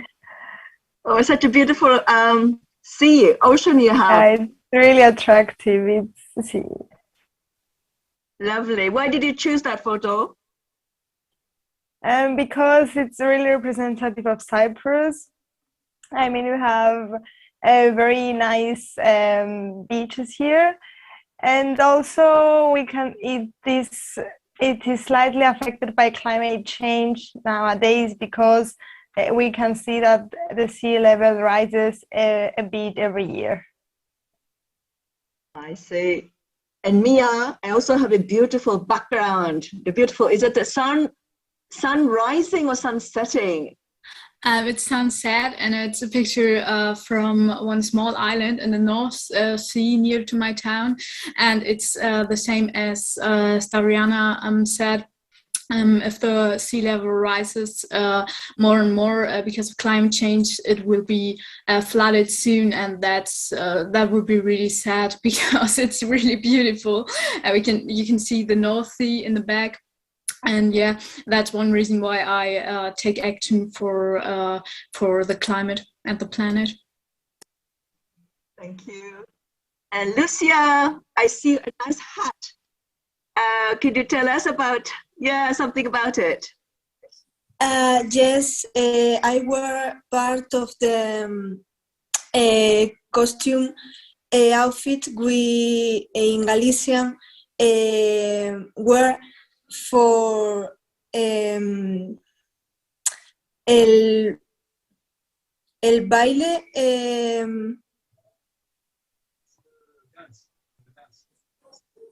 For dance, the typical dance here in Galicia. Oh, do you dance as well? Yo no sé bailar, por desgracia, pero me dejaron este traje para poderos enseñar. Apple, can you help? Apollonia, are you there? Can someone translate what just Lucia said in English? She said that she doesn't really know how to dance, but she wears this outfit for the photo. I can do it. Yeah, Karen, please. Yeah, she said that she doesn't know how to dance this dance, typical dance, but she has the typical suit about the this dance. I guess I remember that she said that. I'm sorry, Sí, lo has dicho perfectamente, gracias. Con gusto. Thank you. And I see Sultan Al-Rami. You have also a nice hat and you have a back screen. Can you tell us a little bit about it? Thank you. Yeah, thank you, Julie. Yeah, so in the past 3 days, you've seen me wear this. It's a turban. In Oman, we call it the masar. And I'm also wearing the traditional clothing, the dishdasha. And behind me is, I don't know if you can see it. It's basically a dagger that is also part of our uniform. And, you know, well, historically it was used as like some form of weapon for protection, but now it's used as part of our uniform. And, you know, it's usually covered in silver and it's very expensive and part of our jewelry. And then you can see these like, these are 2 swords. And then this whole thing represents the symbol of my country. And I picked it because I think it's very unique to my country, Oman. And, you know, it represents that, like, it shows that I'm sticking to my culture. And yeah, thank you. Thank you very much. Tia Al-Qadi, what do I see behind you? It's a place in Beirut called the Martyrs Square of Beirut. You can see that there's a mosque and a church next to each other. This shows how Lebanon is the homeland of many civilizations and religions. It's also the heart of Beirut. You can also see that there's a revolution. It's the 17th October Revolution, where Lebanese people were raising their voices and fighting for their rights. Thank you. And Autumn, I've seen you wearing a Santa Claus hat from the day one. Are you a Santa Claus yourself? No, I'm not Santa Claus, but I'm in a Christmas mood. I'm looking forward to New Year, so. Yeah, especially like after the pandemic. I mean, still we are in the pandemic situation. I guess that's something that you look forward to. You? Yes, I'm also looking forward to. Julie? Yes? Thalia de Los Angeles says that they can deactivate their camera and if you can give them access. And also Barbara Peña says that she wants to participate but does not know English and if anyone can help. UJ interpretation should proceed, and then that's one, and then 2, the people who are want to be made panelists, please raise your hands and I'll make you a panelist, and please accept, don't reject, don't decline. Maybe you can say that in Spanish as well. Can someone say that in Spanish? I can. They raise their hands. Sorry. Dante, please. Thalia y Bárbara, acabo de decir que una persona no puede activar su cámara y que la otra tiene problemas con inglés, dicen que primero se debe utilizar la interpretación española si necesitáis eso, y si no podéis activar vuestra cámara, debéis aceptar la invitación para ser un panelista y no declinar esta propuesta. Thank you. By the way, Dante, what do you have behind you? There's so many messages or wordings. What do they say? Yeah, I was looking for something that would reflect my cosmopolitanism and being a polyglot, because I don't really identify myself with the country where I live. I actually experience cultural dysphoria, but I wanted to reflect how I see myself. So I have those languages behind me that reflect the languages of the people of all the world. And I also took one activist magazine I took from Toruń in Poland. Sorry, is it seen? Like there's Husaria with the rainbow flag for LGBT people. Husaria was a special division of army in Poland in earlier years. They were like knights with the wings of an eagle on their backs, because the symbol of Poland is a white eagle with a crown. So this is like showing, okay, there is power not only for the history that we have to read, but also for those who weren't representing the history. So yeah, you see the Polish knights holding an LGBT flag, and that's pride, yes. Thank you. Well, Haruma, hello, konnichiwa. Yes, I see a lot of carrots. Why do you choose carrots? Tell us. Yes, because I love carrots. Yes. And also here I have carrots now.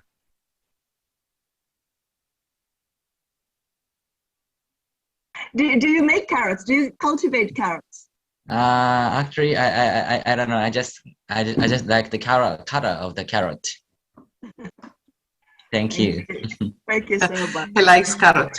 Oh, thank you. Good choice. Yeah. And Joshua, what do I see behind you? Joshua Anulua.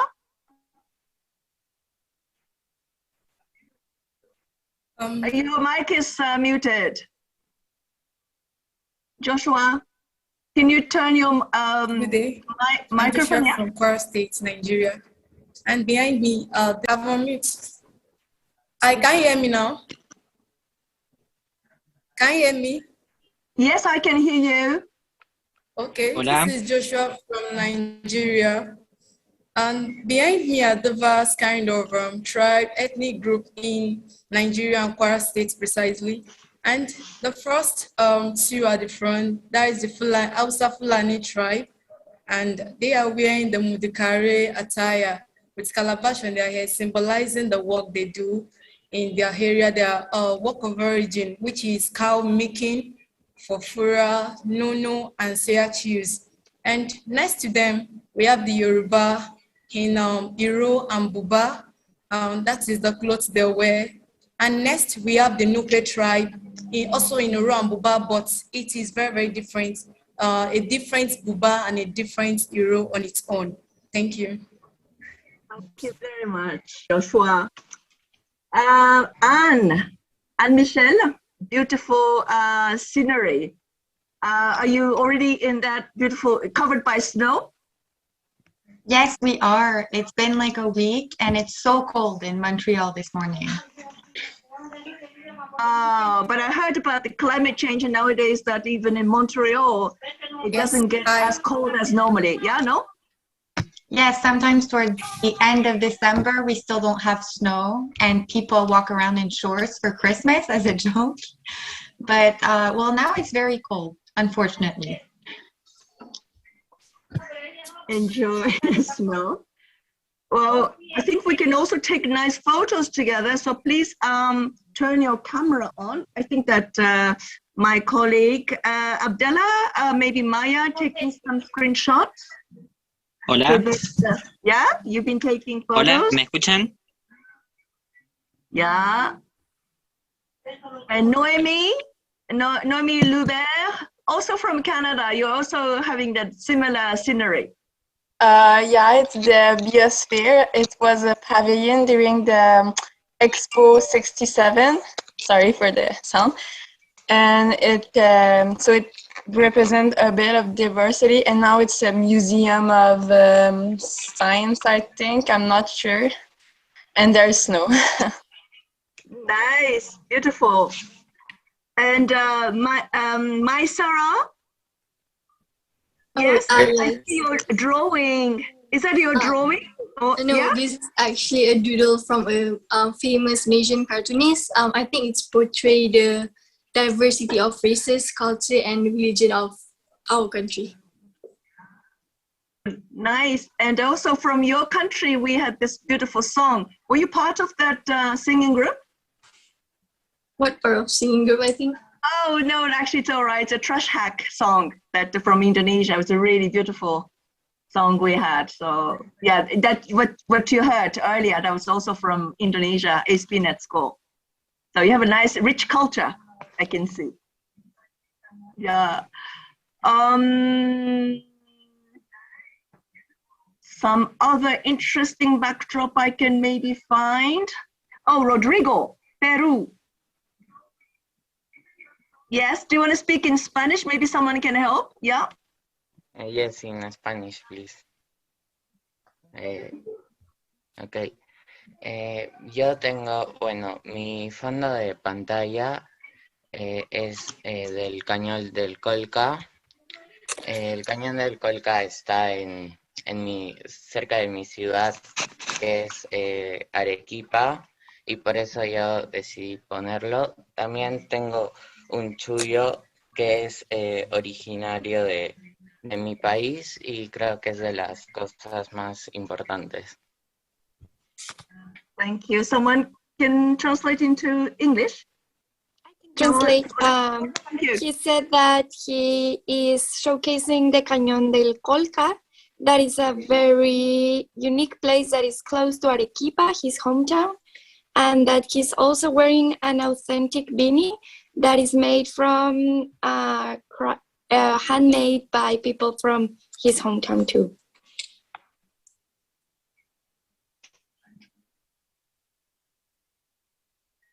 You're muted, Julie, sorry. Marcelus Motito, I see your hand. Are you in the library or in your bureau? Yes, I'm just in an office taking part in this successful and productive forum that you have had for the past 3 days. And I'm very appreciative for that. I have learned to be able to view life in a different perspective, to be able to view life from the point whereby I can get to partake in the changes that I want to see around my community, within my community, and even to see the changes that other people might also take part in. And with me, I've just thrown a robe